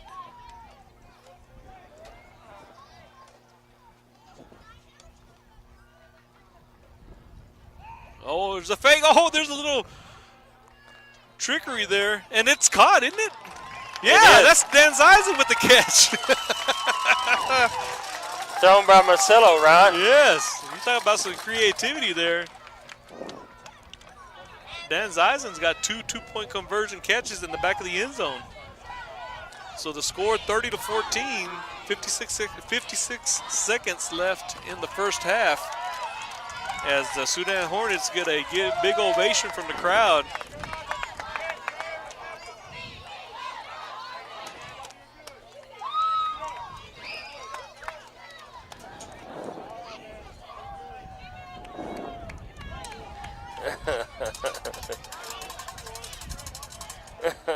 Yeah. The thing about the stands being close to the I field, was fixing to say. they're some of the fans are already giving Castillo a hard time about about him looking for the end zone before he had the ball. Yeah, I was fixing to say there's some interaction with us being this close. Yeah.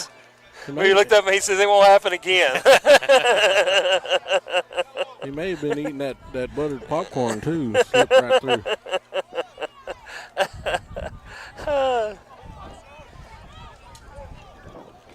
And it looks like when they put those Salas boys side by side, that's usually when we do a little pooch kick there.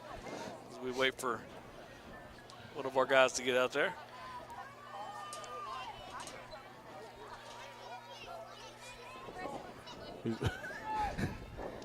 They're kind of discussing what they're supposed to do, but and I think Salas pointed one way, and I was like, "Don't point! Don't point where you're kicking it."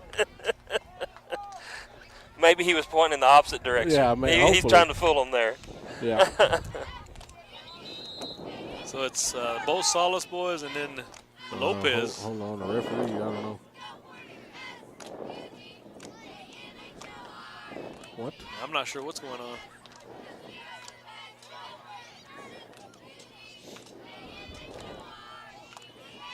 So is the white half ref, is he the head ref? Is that why he wears the white hat? Yes. Steven? Okay. Well, but he did this, which is, isn't that 12 men on the field? But then he said decline. I don't understand. Oh yeah, there was a flag right here. Or was it against but he pointed towards Sudan, so I don't know. There's 11 players. I thought this was 12 men on the field. 4, 7, He used an extra. 11. Look at him sprint across the field. He's getting an ovation from the crowd. He's eating the same popcorn Jeremiah was. He fumbled the. See, he was telling them they can't break the huddle with 12 men. Oh. I'm guessing that's Well, they're not moving the ball any. So Well, they didn't give us the. he declined Then- it. So, so they didn't. Yeah, that was for the extra point, the 2-point conversion. right. If you're just as lost as confused Yeah. as we are, Yeah, I just now realized that unless either that or the scoreboard hadn't kept up with us. No, it was 30-14 a while Oh, ago. okay. So I didn't even see that it. He called for a fair catch and he fell down anyway. He's like, I'm not going to take a chance. I thought the 2-point conversion was that That's where the 12 men on the. Yeah, they that's broke what the 12. huddle. Yeah, I didn't guess- ever see I didn't ever see it. So the penalty was for the conversion. Yes. That's what I'm saying. It was Oh. 30-14 a while ago, and they took the 2 points off. I see. It confused everybody. That's why the microphone is good. Yeah. They can explain to us. All right, so we got trips to the right, and like I said, every time they've had trips, the quarterback rolls this way. And he's looking this way, but he's got pressure. Here comes Castillo and Conley, and he's going to Out of bounds. Out of bounds. caught out of bounds. Great pressure by the defense. Man, I'll tell you what, if you're that quarterback and you see 50 and 55 coming at you, you're going to throw that ball quick. Yeah. They were after him. Well, Jeremiah wants to prove that he can catch the ball because he went for that pump fake right Yeah. there. And then somebody needs to tell him, just hit the quarterback. Don't worry Yeah. about catching the ball. So 2nd and 10, Got a trip to the far side again. and he rolls that way, looking for a throw. He's got it. Oh, man, Robinson Yeah. broke for the ball. And Almost I don't had think it. Robinson was expecting it to be that close because He's having him a nice ball game this evening. Yeah, interception and a touchdown catch.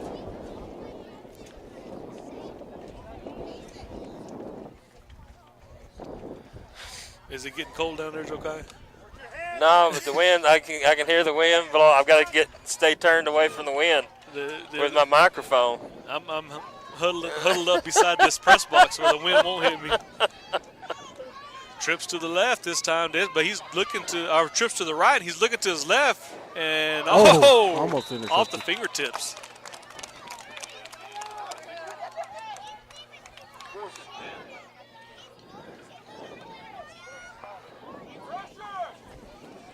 I was about to say it said 1st and 3 on there. I don't know. That's what a while ago it said that. It said like 2nd and 1, and it was 2nd and 10. Get us another block punt right here. Man, look at those big guys going down the sideline. Their offensive line. Man, those guys are big. Wada is back deep. And we still, 30 seconds is nothing for us to get us a quick score. Almost blocked by Wilson. That's a deep kick. And Wada is going to let it roll, and it's going to roll inside the 10. We're going to have to go 95 yards. Hey, we can do it. Touch it. Oh, they're waiting. They're letting the clock No, run but out. they got to. The clock, it was like, about 10 seconds that rolled off the clock. Yeah. They're supposed to blow it dead when they just Yeah, kind of yeah. walk away from it because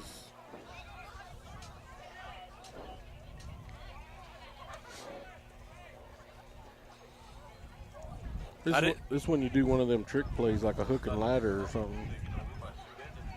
Be nice. I don't think Salvador thought it was going to roll. Right. Either that or it was going to roll all the way into the end zone.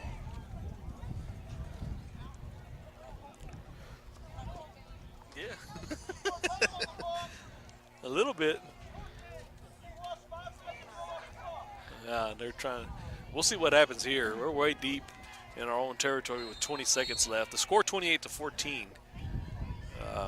20 seconds left in the half, and they're going to hand it off to Cervera down the right side. He's got open field. He breaks it the middle. He's got room to run. He's got the speed. Breaks it to the tackle. He's at the 40. He's got one man to beat. One man to beat. One man. Oh! He gets brought down at the 25. Call timeout. Wow. And you know, we have a big play from him every game like that, and we hadn't really called his name much this first half. But he came through big on that run. No laundry on the field. You know, you didn't like when they let the time run out. That with running off there. And they're like, it's not gonna make a difference. But now, it would be nice to have that extra 5, 6, 7 seconds there. Yeah, that was a 70-yard run right there by Cervera. How many carries does he have on the ball game? That was only his 6th carry. Yeah, I was fixing to say he hadn't really touched the ball much. He had 5 carries before that one. He had 5 carries for 16 yards. So now he's got 6 carries for 86 yards. Man, what a run! I thought he was going to break it. Woo! So 1st and 10, ball on the 25. And we were way, way deep, and now we're in scoring position. 5 seconds, we can make something happen here. They're going to be bunched up to the left, looks like it, unless Juarez comes out. That little slant that they ran it twice with Tice. With Juarez. With Juarez, yeah. Yeah, that one right down the middle with Tice. Yeah. Well, I keep wanting to call him Rhett. That's his dad. Oh. Truitt, yeah. So the 2-back set, and we're scrunched in here on the left side. Wilson rolling to the right. He's got plenty of receivers, and he's got where's no flag? There was a lot of contact intended for Cervera. Yeah. So we'll see 0.6. We'll be able to run one more. There comes Flores into the ball game. Cervera will come out. And that trips bunch to the left again with Flores, Kirby, and Juarez. Robinson split to the right. King in the backfield. Wilson throws as he got hit as he threw. That was a big hit. So that's going to be the end of the first half. The score 28-14. Your Sudan Hornets up by 2 touchdowns. District play over the Lockney Longhorns here in Lockney, Texas. And I'll go over the sponsors real quick while Beeman gets his stats tallied up.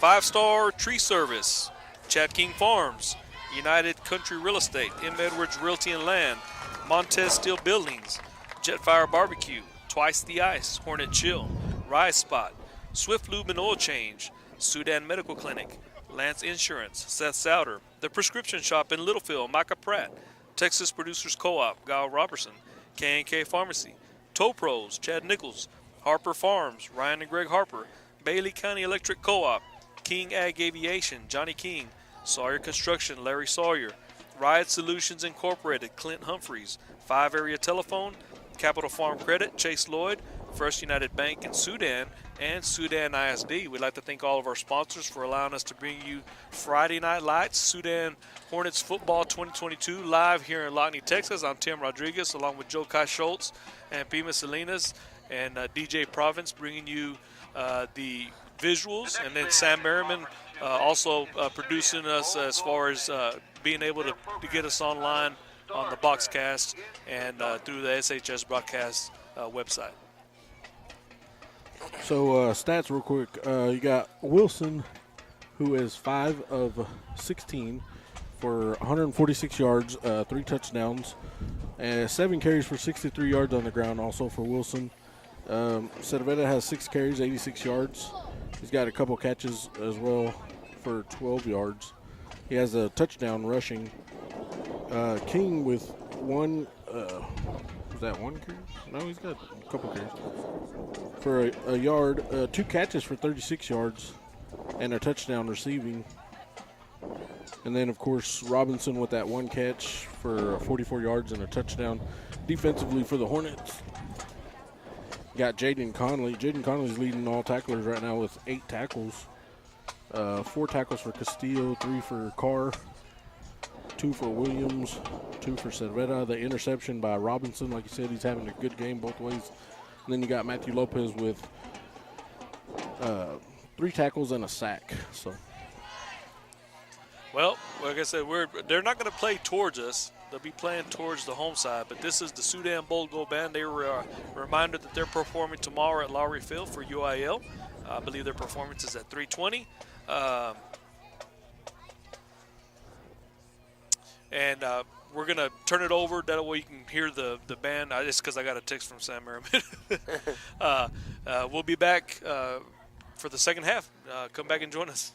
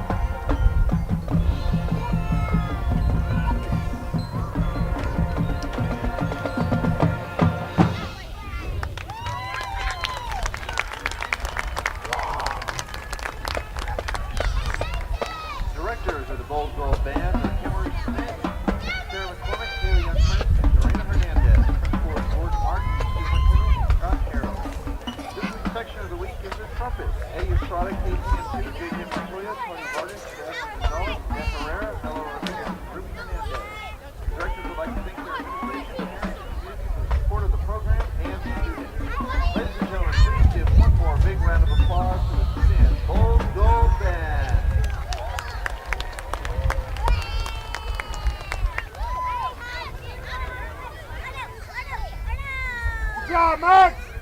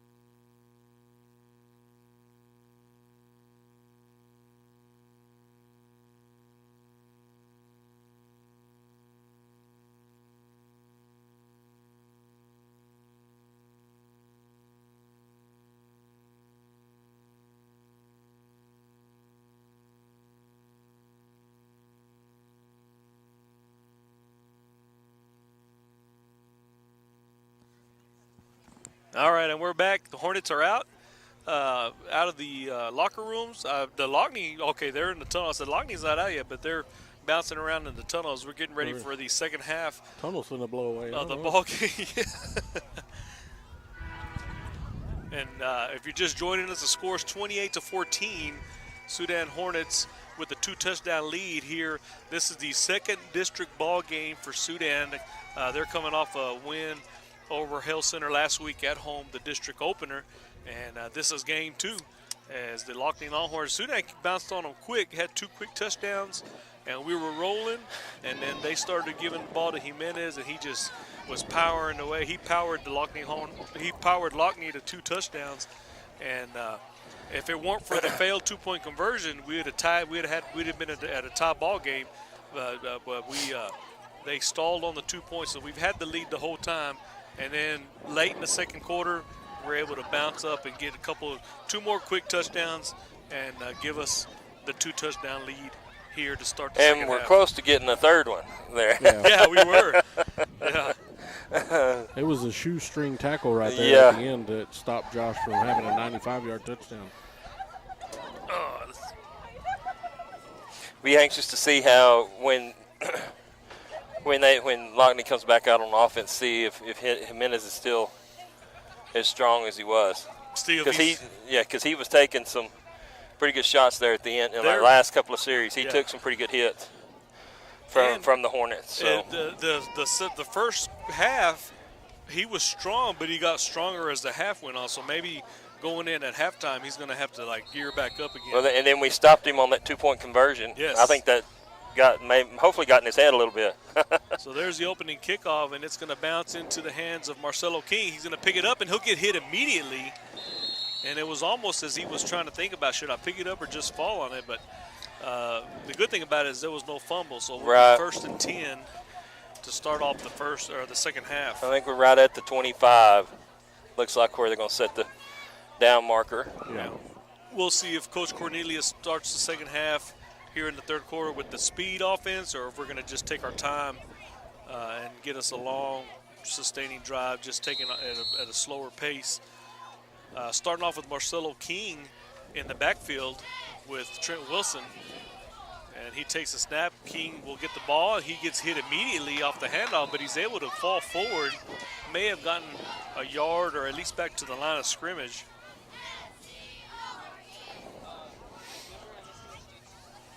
We have Juarez and Flores to the far side of the field, and then Robinson to the near side, and Truett Kirby at the tight end to start the second half. Wilson rolls to the left. Fast Juarez with the catch, gets around the defender, still on his feet. He'll get brought down at about the 40. Nice move after the catch. Nice yards after catch there. And the guy that made the tackle, that's going to be number 9, Sanchez, is going to stay down on the opposite side of the field. So that'll stop play for a minute.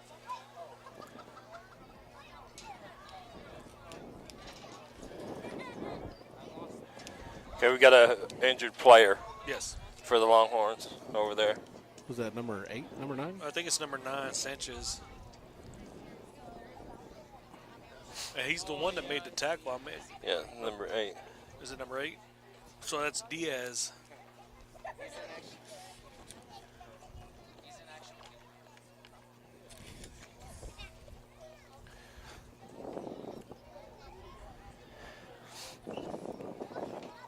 It looks like we have, yeah.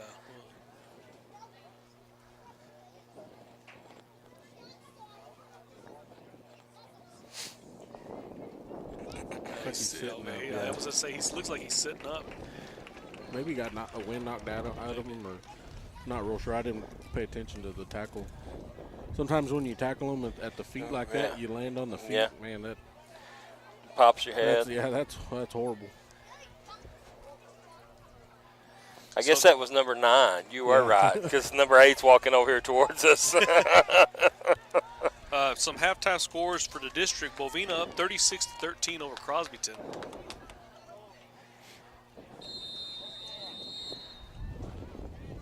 As ready for 1st and 10. And we're bunched up on the right side. Fakes the handoff. Wilson is going to take it and run. Spins around. Spin move, and he'll get brought down. Maybe a gain of 7 or 8.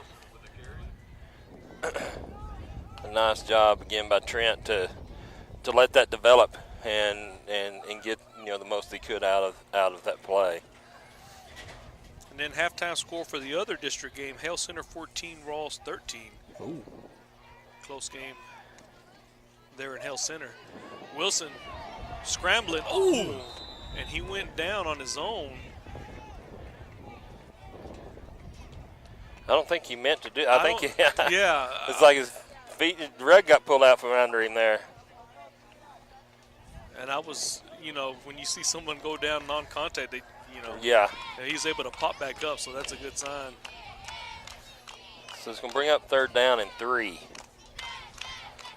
So the tackle made by the turf beat me on the stat sheet. Yeah. Yeah. Turf monster. So we're still tight on the right side, bunched up on the right, and Lights. Lights.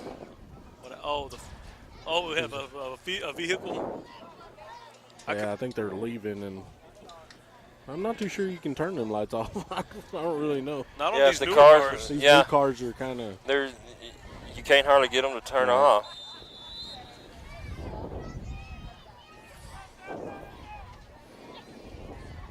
All right, 3rd and 3. There's a snap. He's going to keep it going down the left side. There's a guy back in the backfield, but he's able to get around him, and he's Gonna get enough for the first yeah, down. I believe so. Going to get two extra yards on it, so it's going to bring up 1st and 10 in Longhorn territory at the 48-yard line. Again, with 9:46 left in the 3rd quarter. Again, I guess we're kind of getting our answer there that we're just going that steady, sustained drive down the field. Still in the same formation. Wilson looking to throw. There's almost caught by Kirby, That's and gonna there's the be- flag. I'm not sure. It's probably Yeah, going to downfield. be. Yeah, illegal man downfield. Okay. Yeah. I don't know which one it was. He was standing right next to the Yeah. guy that. So that was a little obvious there. So they declined the penalty? That's what he just No. said. That's what he just said. But Yeah, he did.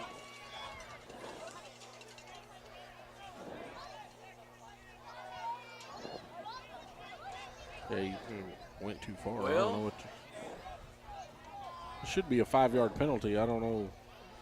This guy's. I don't know. The guy with the down markers trying. He's like, tell me what to do. Is it 1st or 2nd down?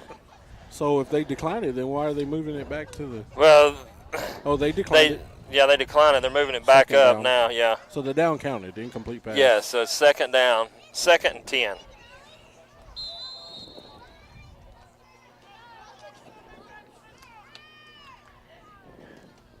And Marcelo King down the right side takes the handoff. He's got open space, and he's going to make a guy miss. And that's, you talk about some speed. Yeah, all the way down to the 20. Nice job. That was a great run. And it was a nice job by the line, man. They had that opened up to where he wasn't touched until the guy got him at the 20. And they're going to give it to him again up the middle, following the blockers.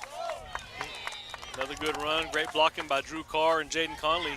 They got about 6 on the play, 5 or 6. That run before that one looked like the touchdown run that they called back, where he Right. came around the outside and just outran that guy on the corner. And then he cut upfield and went in between several defenders. So it's going to bring up 2nd and 4 for the Hornets. 9th play of the drive here. Flores in the slot to the left with Juarez. Robinson to the right. And there's a slant pass to Quick that's pass. touchdown, Alan Flores. There was a big cushion there. Yeah. There was nobody around him. Yeah, he always just finds the right place. Yeah, It seems he does. like, and he's so quiet. And, you lose him in the crowd. It seems like, but he's just there and consistent. 34-14. And we're lined up for an extra point, a PAT. And that kick is That up was and good. Nice kick. Went on the back porch over there. The house is right across the street. Might have broke you. There's a window right there, too. Right in between the goalposts, there's a window. Maybe that's why they put that tree there, you think? So with the extra point, the score 35-14 with 8:39 left in the third quarter. And a nice drive by the Hornets. Nice steady drive down the field. We had some, good running and passing. We did both there, and we didn't stump our own toe. Nope. Well, we did. We had that one, but they declined it. So, that's a key. In the first half, it seemed like anytime we did stump our toe in a series, it really just really kind of killed it. Yeah, the series would kind of stall after that. And with, that's one thing maybe that we may need to to look at to improve on is when we do stump our toe, we gotta bandage it up and keep going. Now that we're this close to the football players, they've got helmet decals, don't they? That they got on their helmets. Right, it's a red Longhorn, I think. Is it? Ours. Ours. Yeah, ours. Oh, you're talking about our. I thought you were talking about theirs. You talking about the little stickers or the? Yeah, the little pride stickers on our helmets. Yeah.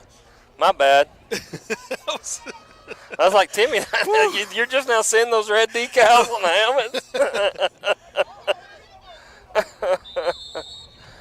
So short kick again. Be at the 42-yard line, 1st and 10 for the Longhorns. This will be our first defensive possession. It's kind of neat to look at those and see the different designs and how the patterns that they put on as they put when they put them on there. Well, I guess they allow them the players to put them on right. when they get them, so they have different But yeah, this is as close as we've been to them that we see those pride stickers on our helmets.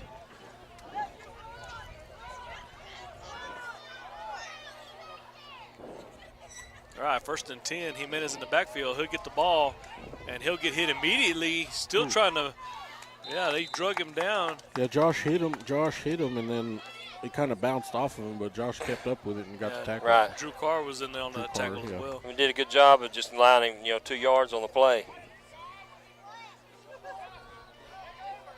Gain of 2, and that's a win for us with that guy running the ball. For sure. I'm sure that was an emphasis at halftime. You got to wrap up. You got to keep, or at least keep up with the. If he bounces off you, just keep going. And Josh, like I said, Josh did that play. So now Jimenez not on the field. This is going to be number 22, Ian Rodriguez in the backfield, and he'll get the ball. He'll get hit immediately, and that's going to be Jaden Conley, I believe. That's going to stand him up. No, Drew Carr was the one that stood him up. Drew. Like I said, all you got to do is hold on, and then here comes the help. Reinforcements, they got 1 yard on the play, so bring up 3rd and 7. No, I take that back. They met him at the line of scrimmage, no gain. Angel Rosa also coming out of that pile with Drew Carr. So 3rd down, trips to the right. Thibaut in the shotgun. And he's going to go back. Oh, Lopez back there. And he's got open field down the left side. Here comes Caleb Robinson. He's going to, that's just slow up on him. He's going to run out of bounds. Man, Lopez was back there. But he timed that right, didn't he? Yeah, he did. So they'll cross midfield in the Hornet territory. Ball on the 44. And Matthew, he's a fast kid. It's hard to just stop on a dime like that. Yeah. Well, when he stopped, his cleats gave way, and he ended up sliding down. So Jimenez back in the ball game. He'll get the ball. And the Hornets meet him there. That's Jeremiah Castillo. And Matthew was in on that as well. And he did exactly what you said. I mean, he grabbed him and hung on. Yeah. Yeah, Matthew caught my eye as the play started, He was down a 3-point stance, and he just floated across the line of scrimmage. Just played down the line of scrimmage and ended up helping make the tackle, get in on the gang tackle there.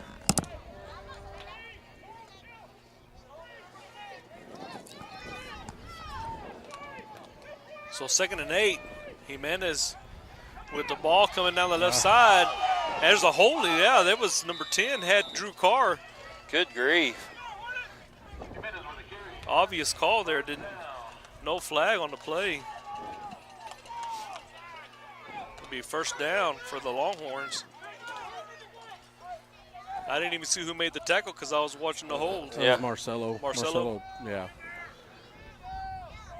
I'd like to give a shout out to Billy Montez for giving me the sweater. He saved me for the second half. It was getting kind of chilly up here. You're going to hear teeth chattering up here. So 2 receivers to the left. Jimenez in the backfield. He gets the ball. He's met by Drew Carr. There's several in there. Drew, 57, that's Derek Rosa. Yeah. Now they're keying on him. Once one guy hits him, there's about 4 shirts that come up, 4 white shirts that'll come up. Again, just 2 yards on the play.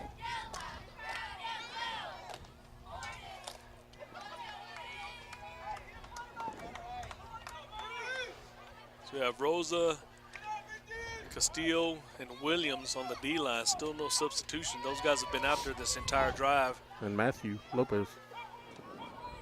I guess he's on the defensive end. And nice hit by Conley and Castillo there, both. Right. There you go. Well, the three linemen that's switching in and out. I mean, Lopez is in there the whole time. I don't think he ever comes out. Oh yeah.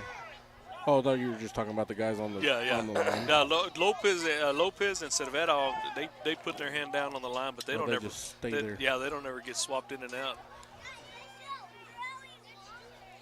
What did John Madden call them? The big hog mollies? Huh? The hog mollies. The big hog mollies in there. So now they're in that little wing type formation. Jimenez gained some momentum and put his head down. He gets brought down. Not sure who made that He's tackle. still short. Looked like by about Williams 2 or 3. But I'll tell you what, he turned on the Jets and put his head down like a bull. Yeah, he sees the hole and he goes. Okay, so here we go. John Conley coming in for Rosa. More hog mollies, I'm telling you. You got to put the big boys in there when it's a goal line play like this. Yeah, fourth and one. Big play here for the Hornets defensively. You got to watch Jimenez. He's probably going to get it. He's back there. All out blitz. Oh, and they met him back there. Oh, they had him stopped. Oh, my goodness. He's still on his feet. Got to make that tackle. We had the right idea. Yeah. Drew Carr. And Cervera comes out. It looks like he was plastered on the field.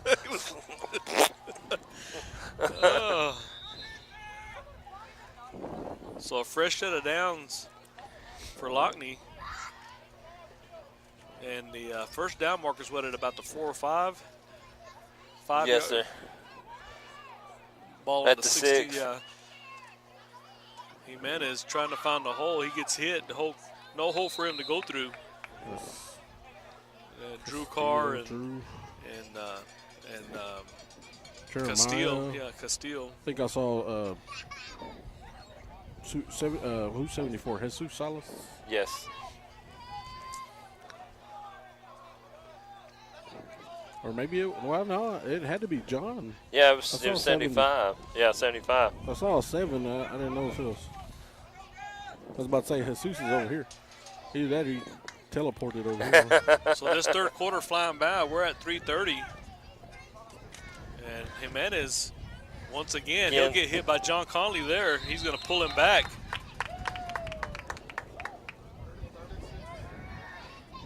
And if you noticed, he's not blasting into that line of scrimmage anymore. He's kind of stepping up there. Yeah, that's a good observation. The first half he was just bowling through. He's trying to find the holes now.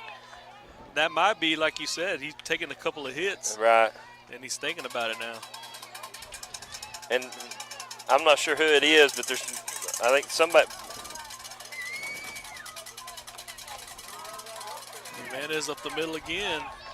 Drew Carr.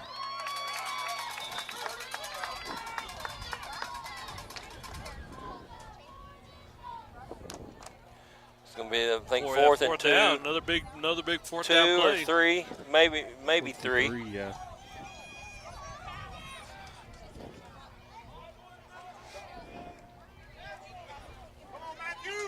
You talk about a good battle right here this drive. It's been a great, and not just the running back, the offensive Right. and defensive lines are really getting after it. This is good smash mouth football. This is where you call that all-out blitz because, I mean, they're handing it off. 4th and 3, yeah. Jimenez More is than likely. expected to get the ball, and he does. And he gets, oh, he They flicks it pitched it back to back the to- quarterback, going to the corner of the end zone. And nice defensive play by Juarez. Oh, and they're going to throw the flag. No way! They threw the flag. Oh, my That's horrible. goodness. He didn't even touch him. Didn't look like he touched him at all. Wow. I thought that was a great defensive play there in the corner. Because you don't have to turn around anymore. You know, they But he did did. away with He that. jumped up to go to get it. It looks like. To disrupt. Because you can face guard now, but you don't have to turn around and play the ball anymore. What did they say? You jumped back into him? Oh, my goodness. If we still hadn't had, yeah, there it is. There's the call right there. My goodness. So Yeah, now we're that's- looking at 1st and goal. And the ball right on the 2. Conley and Williams coming out. Salas. And Salas And brothers. both Salas boys in now. So they're going to have to play big here on the goal line. Yeah. My goodness.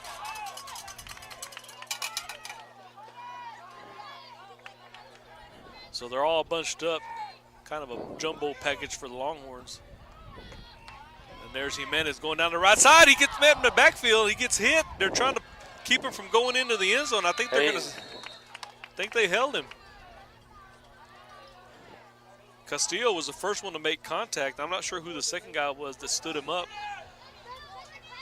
I think Drew Carr was there. There was Jesus Salas was there. So we got a minute and a half left in the third quarter. I mean, he's just inside the 1 yard line. Man, good job by the defense to hold him up, keep him from crossing that goal line. That's where everybody's got to get into the gaps. And this time, quarterback keeper down the right side. He's trying to get to the corner, and he's Oh, nice nice hit. job. Woo! That was awesome. Cervera. Severa came up and met him right at the 1 yard line and knocked him back. And I'm almost positive that quarterback thought he had that corner. He did. Yeah. So the ball will be at the half-yard line, I guess. 3rd and 1. 3rd and goal on the 1 or the half-yard line. With a minute 12 left in the quarter. Hornets are doing a great job of battling, making them earn Yeah, this they if are. they do get in, that's for sure. 2 more. Now they got a couple of receivers split out right and left. They're not in that jumbo package anymore. Jimenez up the gut, and he's going to get in He for the did end. get in on that. Oh, and somebody's down. Who is that? My goodness.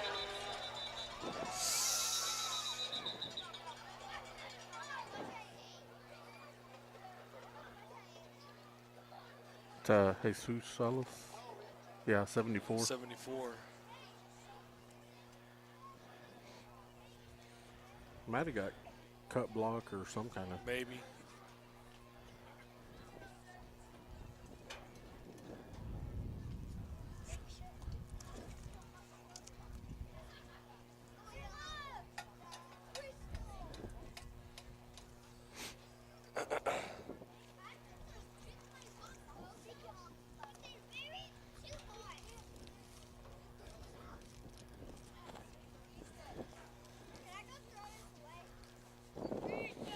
They're trying to get him up, so.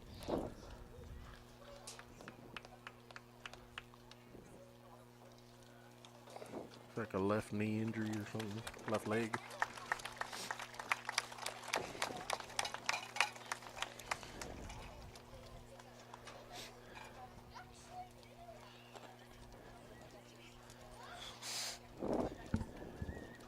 Putting a little bit of weight on Not much. Jesus is a 5'9", 220-pound sophomore. Hopefully it's nothing too serious.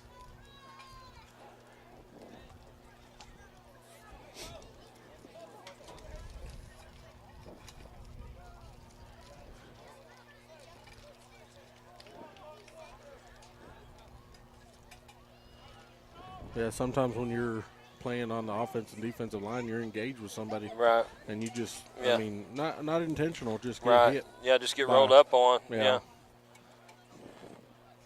So Lockney's going to line up for an extra point. I think they've been going for 2-point conversions this whole time. The kick is up, That's pretty good. and it's good. It almost hit somebody in Yeah, hit that. Hit the highline pole. Yeah, a couple of people down there ducked. They almost got them. Well, it took them 7 plays to get in from inside the 5-yard line there. And, you know, the penalty on White is back there. I mean, I feel like he was in the right position. And it just, you know, that's just sometimes you get those calls. So with 1:12 left in the third quarter to score 35-21, Hornets still with a 2-touchdown.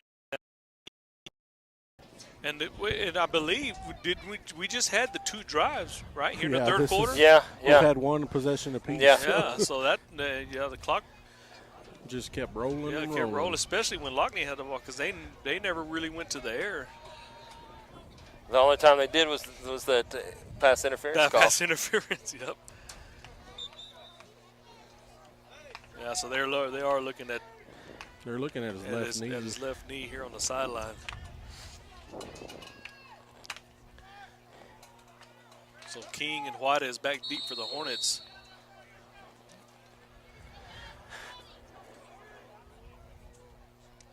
And it's going to be a high kick. Lopez is going to grab it. He's going to take off with it. He'll get hit immediately, maybe gain about 2 or 3 yards. I think going to get up to about the 43. Yeah, it looks like they're going to mark it at the 42-yard line. And Lopez is not, I mean, he's not just one of them guys up at the, he's one of our running backs. He knows what to do with the ball. He knows what to do.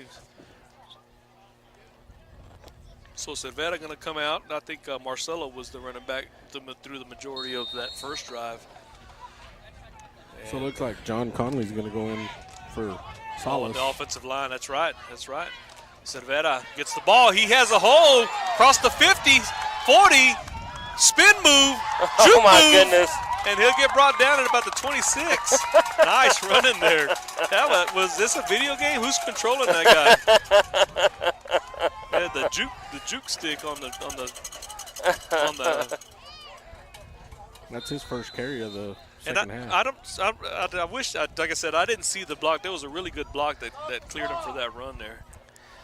Caleb, I think it was Caleb, the receiver on the outside. Had a nice. Oh, Nice move. Nice juke, another juke move by Wilson on the keeper. I think it's the same guy still with the same controller.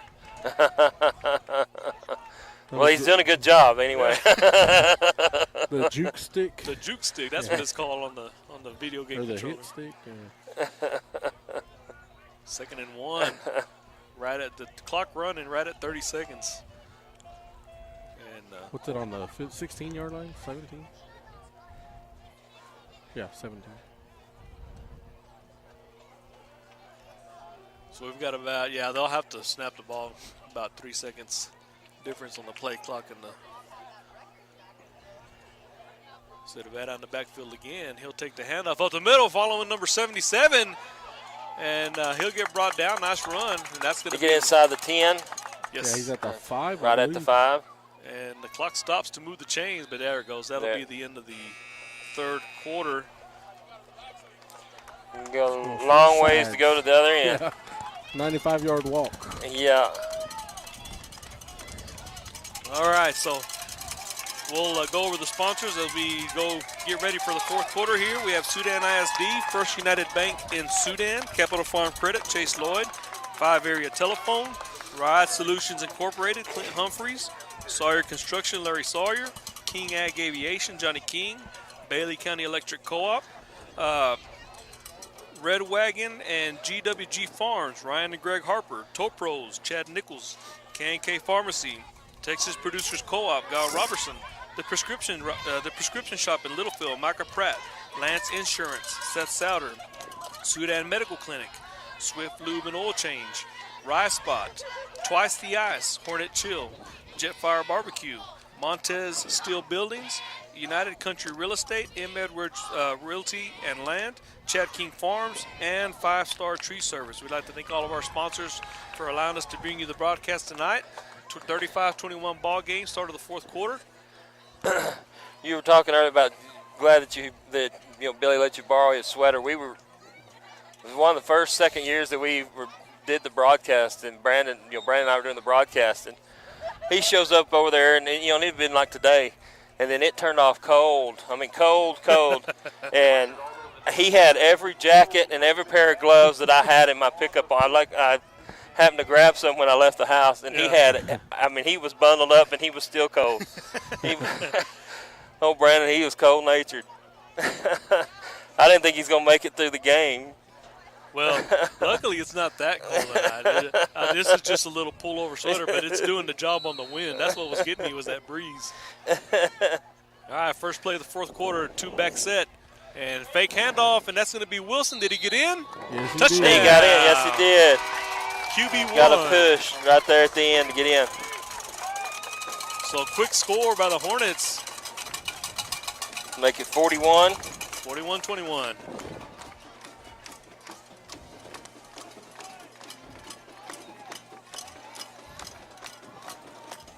Yeah, we're setting up for a field goal. We got the field goal a while ago, and that's good. I'm glad they're getting Wilson the reps on that. You never know when we're going to need to get us some 3 points. And there's the kick. Nice one again, right down the uprights. Yeah. Right through the uprights, 42-21. Right down the middle. All right, so we got Plainview Bulldogs, 62-19 over the Lubbock Westerners. Canadian 28, Spearman 3. Rawls 13, Hale Center 22. That's in the fourth quarter. Coahoma 10, Idalou 21. Sundown 43, Olton 26. That's in the third quarter, 7:45. Farwell 44, Fritz 3. That's in the start of the fourth quarter. Denver City 21, Slayton 15. Shallowater 57, Dalhart 26. Let's see who else we got here. Where's that other district ball game? New Home 70. New Home 70-8 over Smyre. Bovina up 49-21 over Crosbyton. That's the other district matchup. Don't know who that is, but we got a couple extra cheerleaders. Yeah, we got some of the JV guys decided they were going to help out down there. They said we didn't have enough to cover the Yeah. whole stands. We're going to.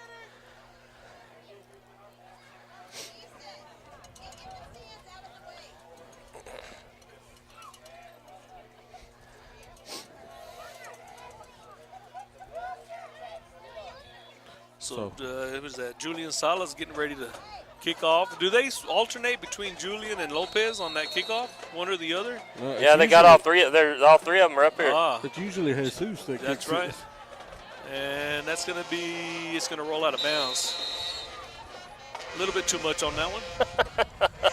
Yeah, Sanders caught that when it went out of bounds, and he took off running like he was going to run upfield. he had a flashback from when he was in high school. Yeah, it's usually Jesus Salas, Julian Salas, and Matthew Lopez that usually. So 1st and 10, the Lockney Longhorns, and Sudan with a fairly comfortable lead, but we still want to stay on these guys. For sure. And the good thing about Lockney is now that we're in the fourth quarter, they run the ball, so that clock will run. Right. If we can just hang on and let that clock do its job. Jimenez in the backfield as usual. Curious to see how many yards he has on the ground. He gets the handoff again, hit immediately. Right. And that's going to be Lopez. He was back there. And, and our guys are getting in and getting to him before he's getting up the line, up to the line of scrimmage. Our quickness is taking over those what'd you call them, hog mollies? Hog mollies, yeah, and I was fixing to say they got their hands on their I bet they run the ball at least 90% of the time, if not more. Handoff Jimenez again down the left side, breaks through into the secondary, loses the ball, ball's on the floor. We got to land on it. It's still on the floor. And I think Williams is on it. That was Drew Carr that caused that fumble. There we go. Is that Williams? Joel with the recovery. And I think Joel somebody landed. I didn't know if somebody landed on it, squirted out. I saw several fives. I don't know if they were 50 or 55 or 5 or 65, but I hope it wasn't 50 that got his hands on it and it got away from you again. Yeah. You're going to have to look at the tape on that. Look back.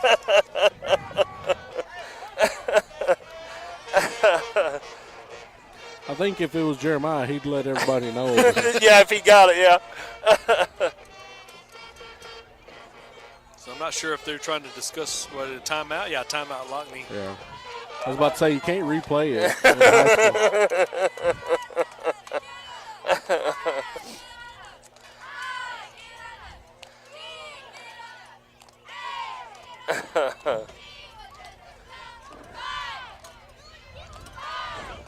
So with that turnover, I mean, now, just like we did a while ago, let's just take our time, get the plays in, and as long as we can keep, having positive yardages on these plays, we'll take 3 or 4 yards at a time. Just keep getting them first downs and running this clock down.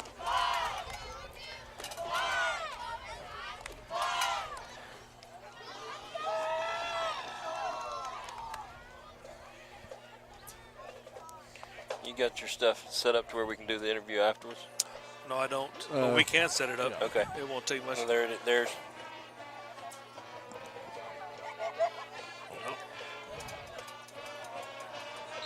See, that was at home over there. At home. Okay. Marcelo King with the carry. Oh my goodness. Face mask on that one. He swung him around with the. And I liked what I saw there afterwards. The kid came up to him, and was like, my bad, Yeah. That wasn't, It wouldn't right. No bad intention. Yeah, it wasn't in malice. So join us next week as we travel back to the friendly confines of Sudan, Texas, to take on the Crosbyton Chieftains next Friday, as the Hornets continue to march on through district play. And if we hang on here, we'll be 2-0 in district play. And so 2-back set. Cervera with the carry gets maybe a gain of 2 or 3.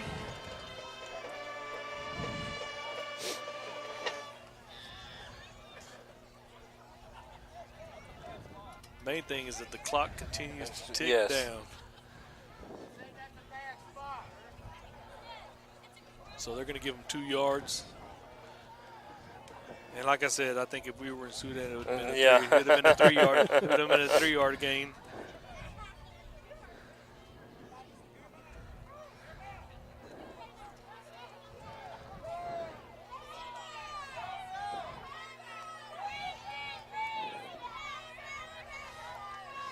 Marcelo King Turn down it the up. left There you side. He's got good blocking in front of him, and he'll get run out of bounds by Jimenez. That was a good block by Cervera and Carr.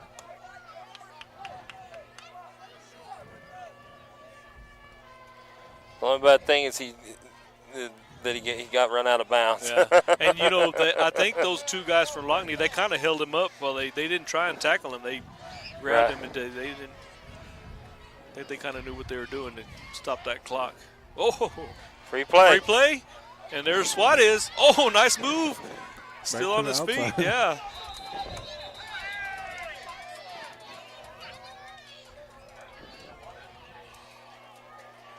So he's had plenty of touches in this ball game.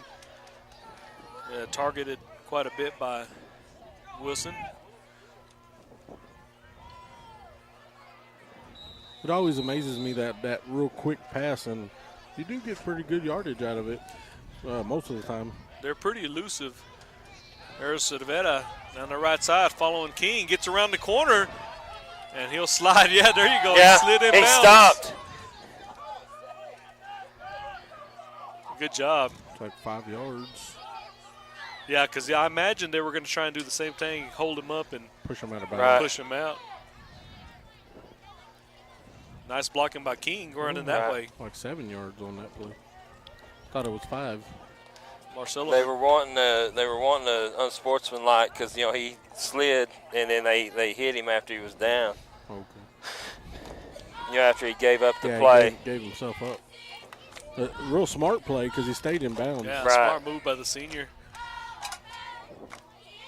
2nd and 3. Wilson to King. And he got tied up in the backfield, but he broke free. He kind of did a sidestep there. Yeah. And I saw Conley and Carr leading the way on that play. They had a hold of his leg, and you're not going to be able to pull him down. As big as his legs are, you're not going to get him pulled. Yeah, he's going to get away from that. So they'll move the chains, 1st and 10. And like I said, no rush to get the play call in. 20 seconds left on the play clock, and we'll let that run down. And while that happens, I'm going to take a sip.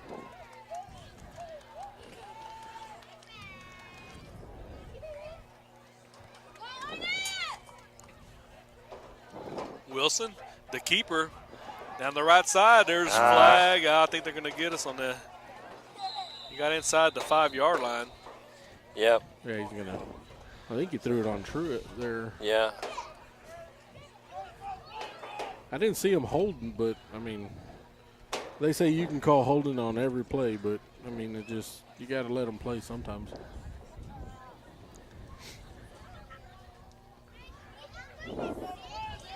So that's going to make it 1st and 20 for us back at the 27.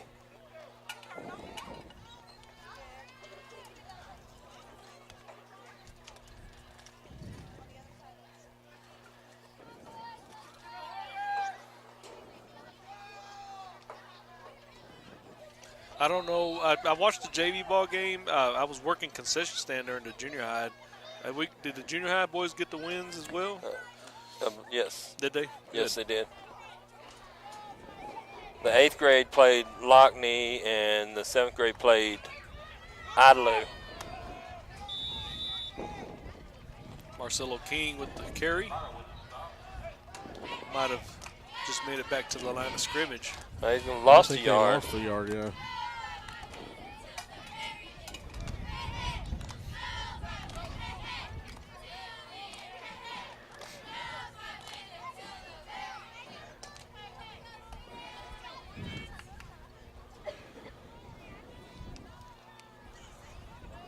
Right at the 7:20 mark.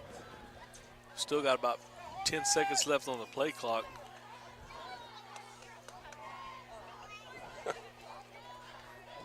Wilson with the snap, fakes the handoff. There's the throw, the slant. He's open. It's caught. Ryan Huddleston. Looks like right at the first down. Oh, no. No, That's back to the line yeah, of scrimmage. That's going to make it 3rd and 10.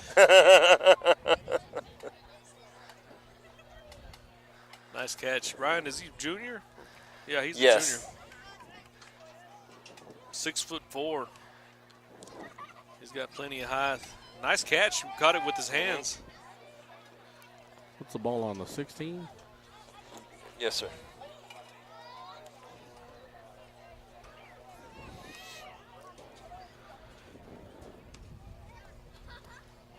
Third and 9. Fakes to the left, rolls to the right, and dumps it off to Cervera. And Cervera trying. And there's a flag on the play. I'm not sure. Yeah, he went. So that was blocking, and then he turned into a receiver. Yeah. And he didn't gain much yardage, but he was trying to stay away from the sideline.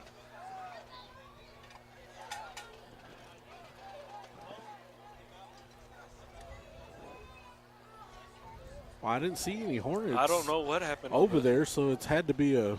Yeah, Well, it's against us. Yeah, because he Well, didn't have any blockers over there. How did that happen? I want to know the call. It might be an illegal man downfield again. Let's see.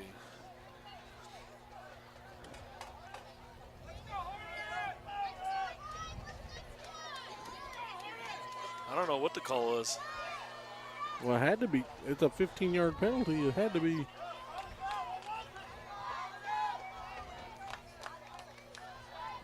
They never made any calls. 15 yards. Said it's a personal foul. Personal foul. On Josh, I guess. I'm not sure, because that's where the flag was. How dare you catch the ball? So 3rd and 25.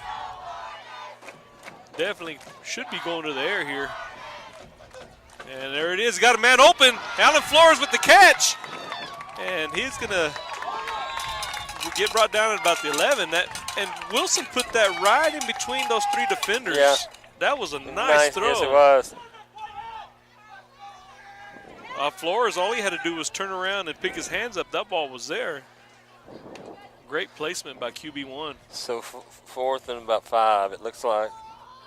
5 or 6. And again, there's Allen. He's just there. He's just there. Like you said, he always finds the spot.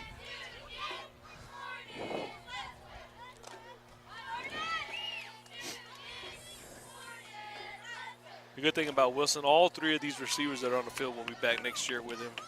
Right. And looking for the slant again. He's got an open. He's looking for Kirby. Now that was worse defending than what Juarez did to get the pass interference. So it'd be a turnover and downs, but we did milk a lot of time off of the clock. About 4 minutes, wasn't it? And we've got them deep in their own territory. So if our defense go out there and just make a big push, obviously they're going to try and we'll see if they go to the air with this much time left on the clock. We'll see what they decide to do as far as Lockney's offense goes.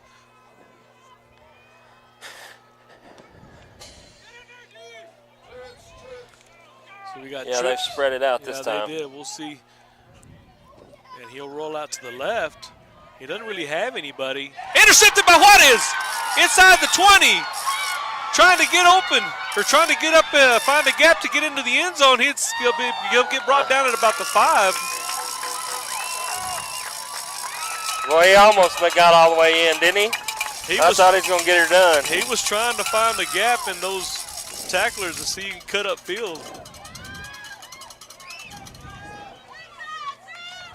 It's curious, that play, because he went to the weak side. He didn't really have much options. Right, he was getting pressured. He should have just sailed that up here to us. Is what he should have done. He should have just thrown that away and taken 2nd and 10.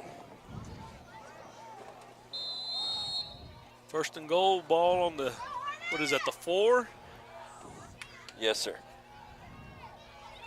Juarez hit immediately on the handoff. I mean, not Juarez. I've been getting Cervera and Juarez mixed up. So Cervera with the carry.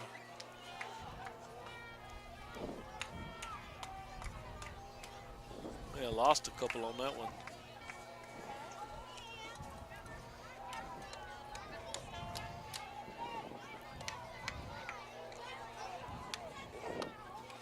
Right at the 4:30 mark. Clock running.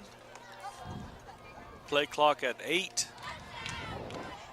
Wilson with the snap, gives it to King. He's got blockers in front of him, and he's at the 1-yard line trying to get in. They're not going to say he said he didn't get in. Just short. Just short, man. That's okay. We'll take another 40 seconds off the clock before we go in for a touchdown. Exactly right.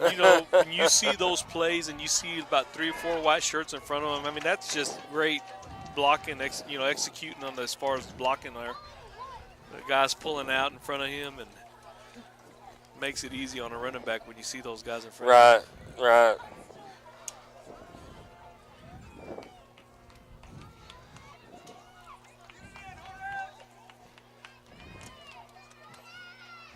3rd and goal on the 1. Play clock at 6 on the snap, and Sabetta gets – that guy was back there. Jonathan Lara shot through the line. To bring up 4th down, and we'll still get to eat some of this clock up. It'll be under 3 minutes when they snap the ball. Of course, you know, us fans, we want to get in the end zone one more time.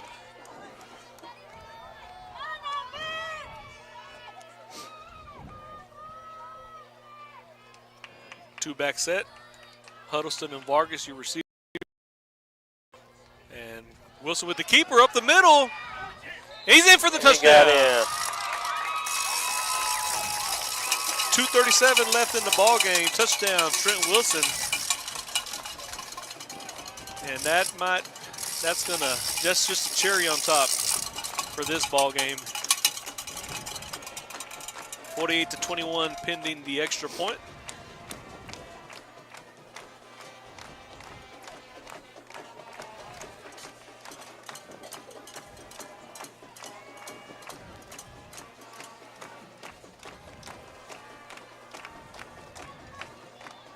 And kick is up, and did he get it there? Just short. 48-21 with 2:37 left for the Hornets. Just a couple more minutes, and we mark this one up, chalk it up for win number 2 here in the district.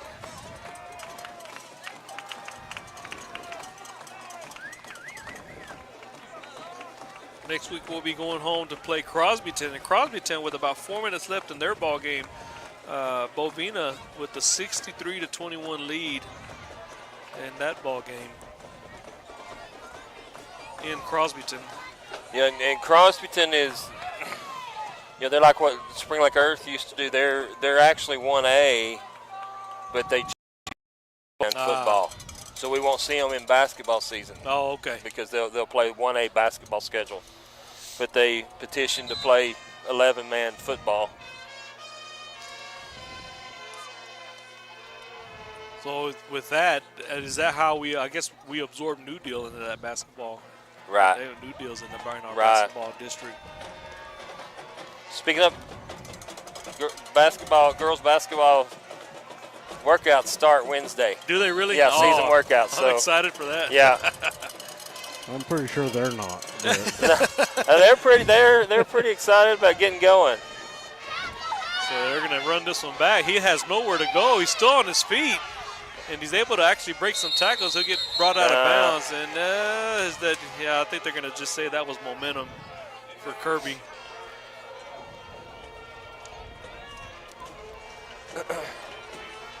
But did you mention earlier before I got up here, cross-country teams did well this week in the district. Yeah. The girls won the district meet, advanced to regionals. Awesome. And then in the junior high, I think the girls won it and the boys were second, I believe.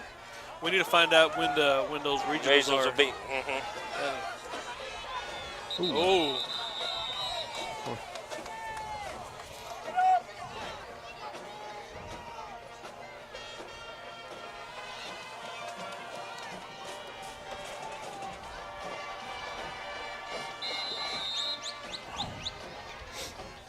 See if I can see if they have it on the schedule as far as the cross country.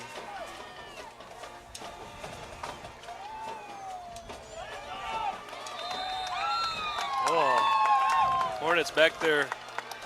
It's Conley and Carr. Yeah, that's Lopez and Carr. Oh, Lopez.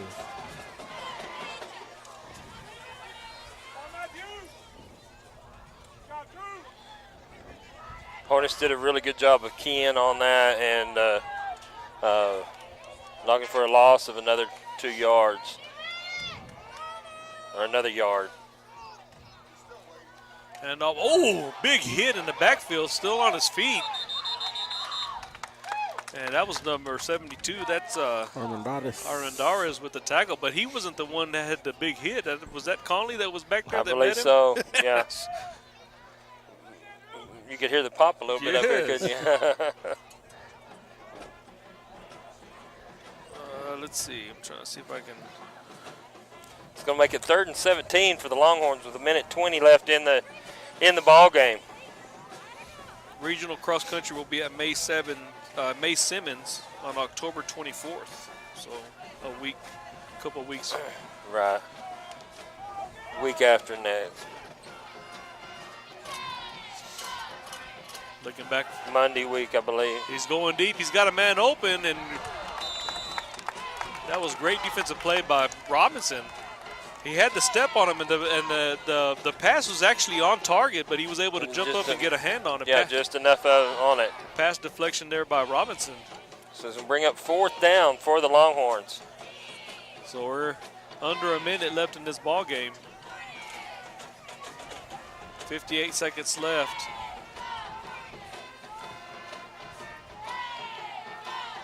Armendariz, Rosa.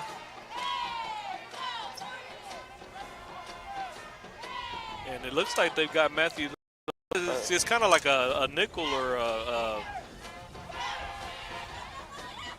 trying to go deep. Makes the throw, and it's going to be intercepted. I saw that. Yeah, Matthew coming back, trying for the sack, and I know why they threw that flag. What did he throw that flag for?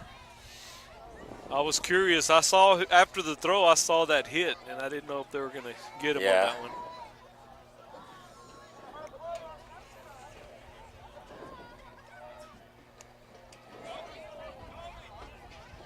Well, Marcelo King shaking up a little. So he called it's offsetting penalties. I don't know what he called on the offense. He called roughing the passer on the defense. King will come off the field, and Vargas will come in for him. I mean, it wasn't. Matthew, it wasn't a dirty hit. It was just way after he had released the ball. Just the timing on it. Yeah. 49 seconds left in the ball game. 4th down and a ways for Lockney.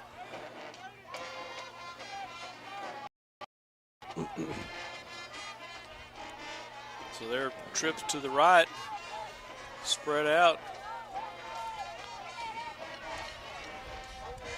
And short screen pass hit as he caught it. Nice coverage there by Trent Wilson. Turnover on downs, and I think that's going to be it.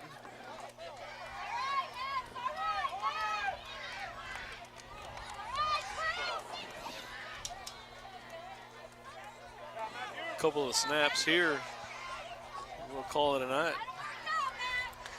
I think Trent kind of wanted to jump that pass and maybe intercept it, but I think he did a good job of just wrapping up and getting the ball over on downs. Because if he had jumped it and missed it, they might have got a first down out of it. Victory formation for the Hornets.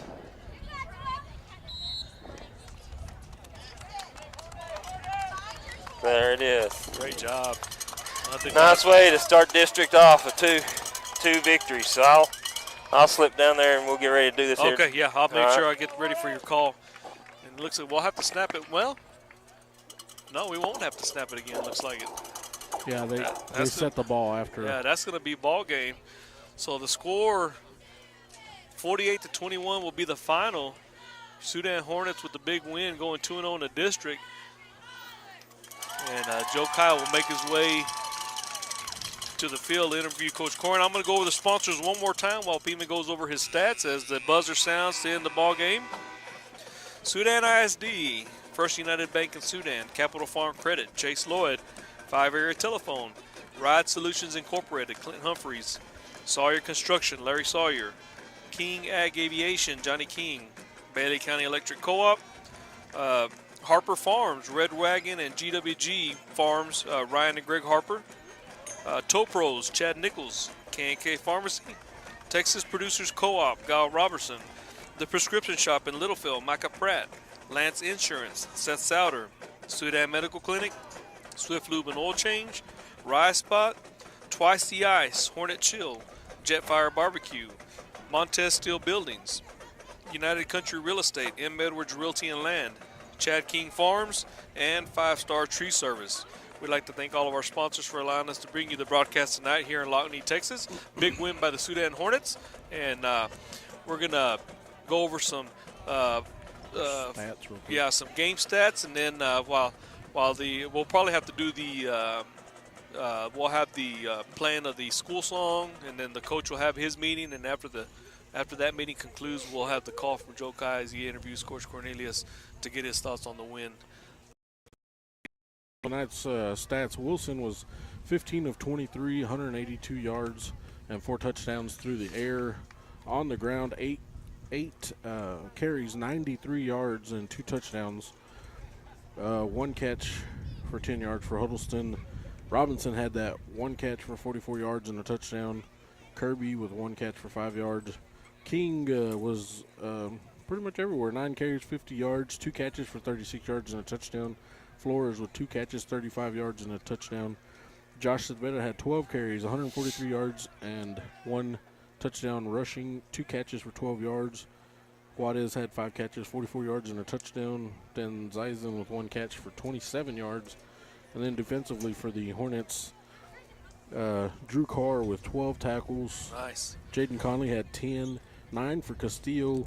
Cervera had 6, Lopez was 6, and a sack.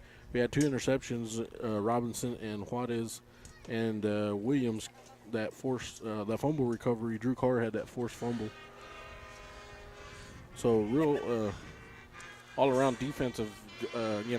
They scored 21 points, but like you said, the running back was pretty hefty, and we had to gang tackle him. You know. And he really shined in that second quarter. And credit to our defense when he came out. In the third quarter, and like you said, I bet the point of emphasis was make sure if you hit him, make sure you wrap him up, because that's what they were not doing in the first half. And it worked out because that first guy that hit him may not have brought him down, but he allowed everybody else to come help, and he wasn't as effective as he was in the first half. Real quick, got about a minute and a half in the Hell Center game to score 28-13. So Rawls will have a loss. Oh wow! So Hell Center they're losing to Hell Center. Yeah, the Hell Center 28, Rawls 13, and we're gonna do the school song right quick.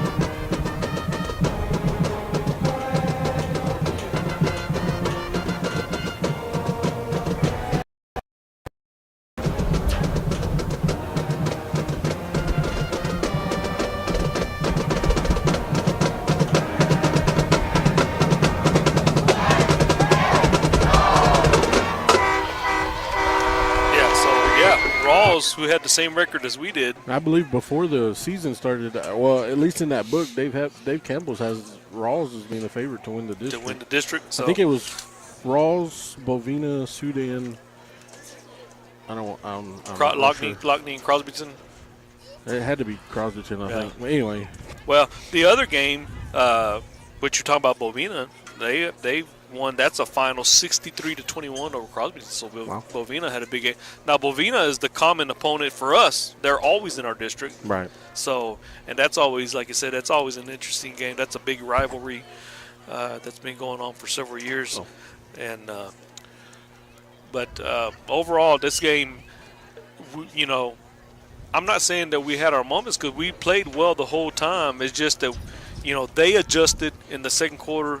And then we made the adjustments in the third quarter. So it was basically, the coaches did a really good job of adjusting to that running back. That kid, if the roster's correct, he's just a sophomore. So we're going to see him for the next couple of years, and he's probably going to get bigger and stronger.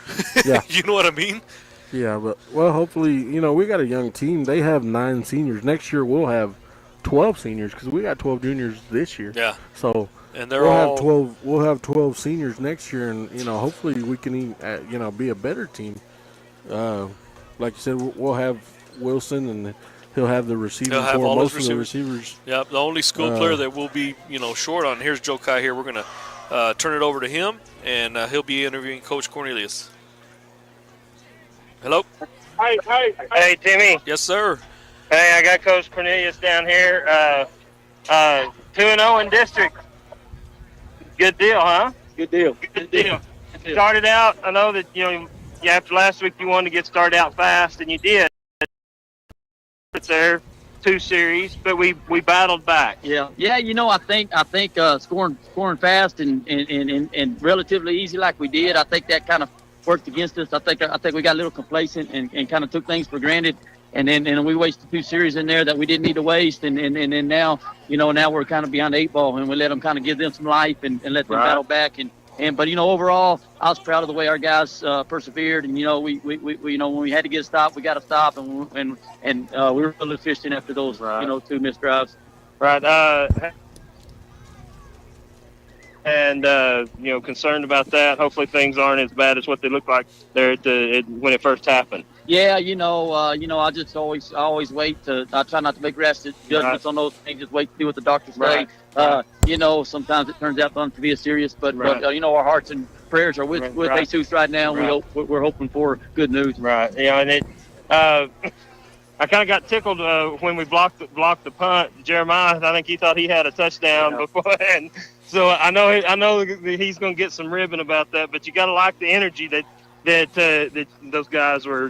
Jeremiah and Conley, and they were defensively. It seemed like they really turned up the notch there, especially after they got those 2 quick scores. Yeah. We just got to win first down. We let them stay on course and gave them 5 to 6 yards several times on first down, and that's what they want to do.